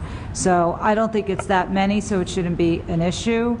But I think, because you do have a few people, again, we're trying to plug the holes. We're trying to do the best thing. But the thing that I get frustrated with, Councilman, and I feel like when we get to this point in the meeting, it's like therapy. So, you know, you've been asking him for the same thing for 15 minutes. And to Frank's credit, he came in twice. Mr. Sayre speaks with him, but it's the same one resident, and not to belittle, like, not to say that's not important, but we've discussed his issues numerous times. And so if you are getting other issues from residents, write their names in, and I would, because I always give him the name, or I'll email him the name, because I want to make sure that it's. I'm not But there saying aren't this that doesn't happen. there aren't that many names, though. That's what I'm saying. It's I'm not saying once that or it doesn't twice. happen. It does happen. Yeah. Don't get me And wrong. things It happen. definitely happens. But what I'm saying is that we work diligently to Yeah. try and get as much of this done as possible. Like I said, we now go to South Orange. We never went to South Orange before. Yeah. But because there are people that have to go there for cancer treatments and other types of treatments, we now go there. Well, and doctors have merged, and Right. offices And doctors have are moved. merging, Right. and we've changed our system. There's And no he doubt about it. he has helped people the same day, even when he made it work. If we were able You to got do lucky that. you're lucky that But day. if we're It's not going to happen all the Like the one time. woman that Mrs. Morelli sent to me 2 weeks ago, unfortunately, we couldn't do anything because Yeah. it was a very quick thing that she wanted to do, and unfortunately, we couldn't do it. And I explained to her exactly, when you have these types of things, you need to call in advance, give your name, give your address, tell them what time you need to go, and we'll be there to help you. You know, and in Montclair, so you know, they give out vouchers for the bus. And as far as recording complaints next year, we'll probably be coming to you as part of our capital program for a new phone system, which will include Taping phone calls. Yeah, which would be better. recording Recording phone conversations. So, calls. We are in the process of putting that together for next year. So these discussions that we're having, we won't be having next year. And that would be Because then I can very go to the helpful. phone and say, what happened? Okay. When did Yeah. it happen? Tell me what was said. You know, I don't have to go to my guy and say, tell me what you said. You can I listen. don't have to go to Frank and go to him and say, what Yeah. did you say? I can listen to the phone call and find out exactly what happened. Transcript. And that's the reason we're doing that, not just because of transportation, but in other departments too. And we're doing it also, we're not getting a new phone system because of that. Yeah. We need to get a new phone system because ours is now out of Right. out of service, not out of service, but will no longer be serviced in the future. Well, I think we discussed this at another meeting, and I think that's a great idea, mainly because when even for the employees, it protects them, but also, if you are tired and you are having a bad day, if you know you're being recorded on your conversation, you're going to pay a little bit more attention.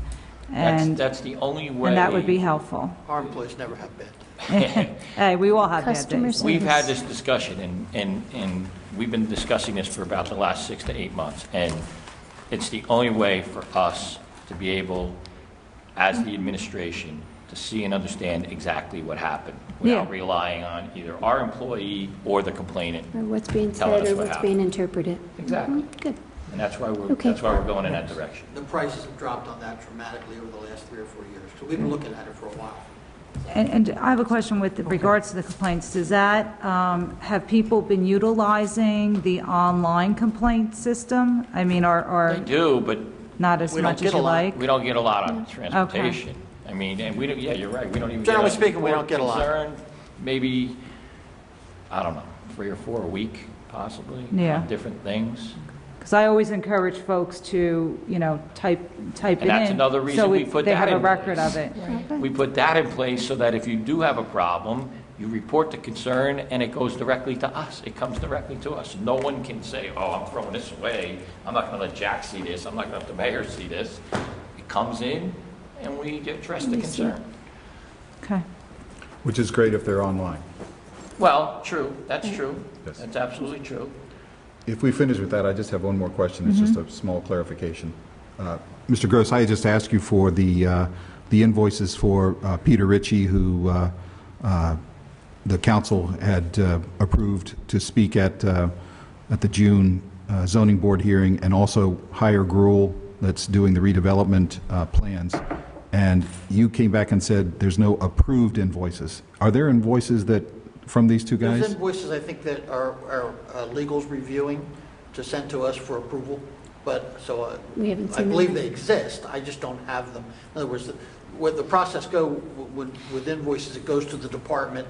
When they come in, they either go directly to the department, or if they come through the general mail, they're forwarded to the department for review before they come to finance. So I don't have them physically in finance, so they're sent to the department. Okay. Is it possible to get those invoices even though they're not approved before the I can ask. I mean, I'm assuming that they're being, as part of the process is they're being processed. Once they look at them, they send them on to us usually pretty quickly. So, but I can ask. I'd appreciate it. And just send an email to the council, please, on the status. Thank you. We have one ABC resolution on. Oh, we do? Yeah, You ready it's to already pack been up? approved. Vote by email. Just one morning, right? This Oh, is yeah. just to ratify 437 Main Street. I just need a motion to approve it. So moved. Second. All in favor? Aye. Any opposed? Okay, carried. And a motion to adjourn. Motion to Motion adjourn. to adjourn. Second? Second. Second, third. All in favor? Aye. Any opposed? Good night.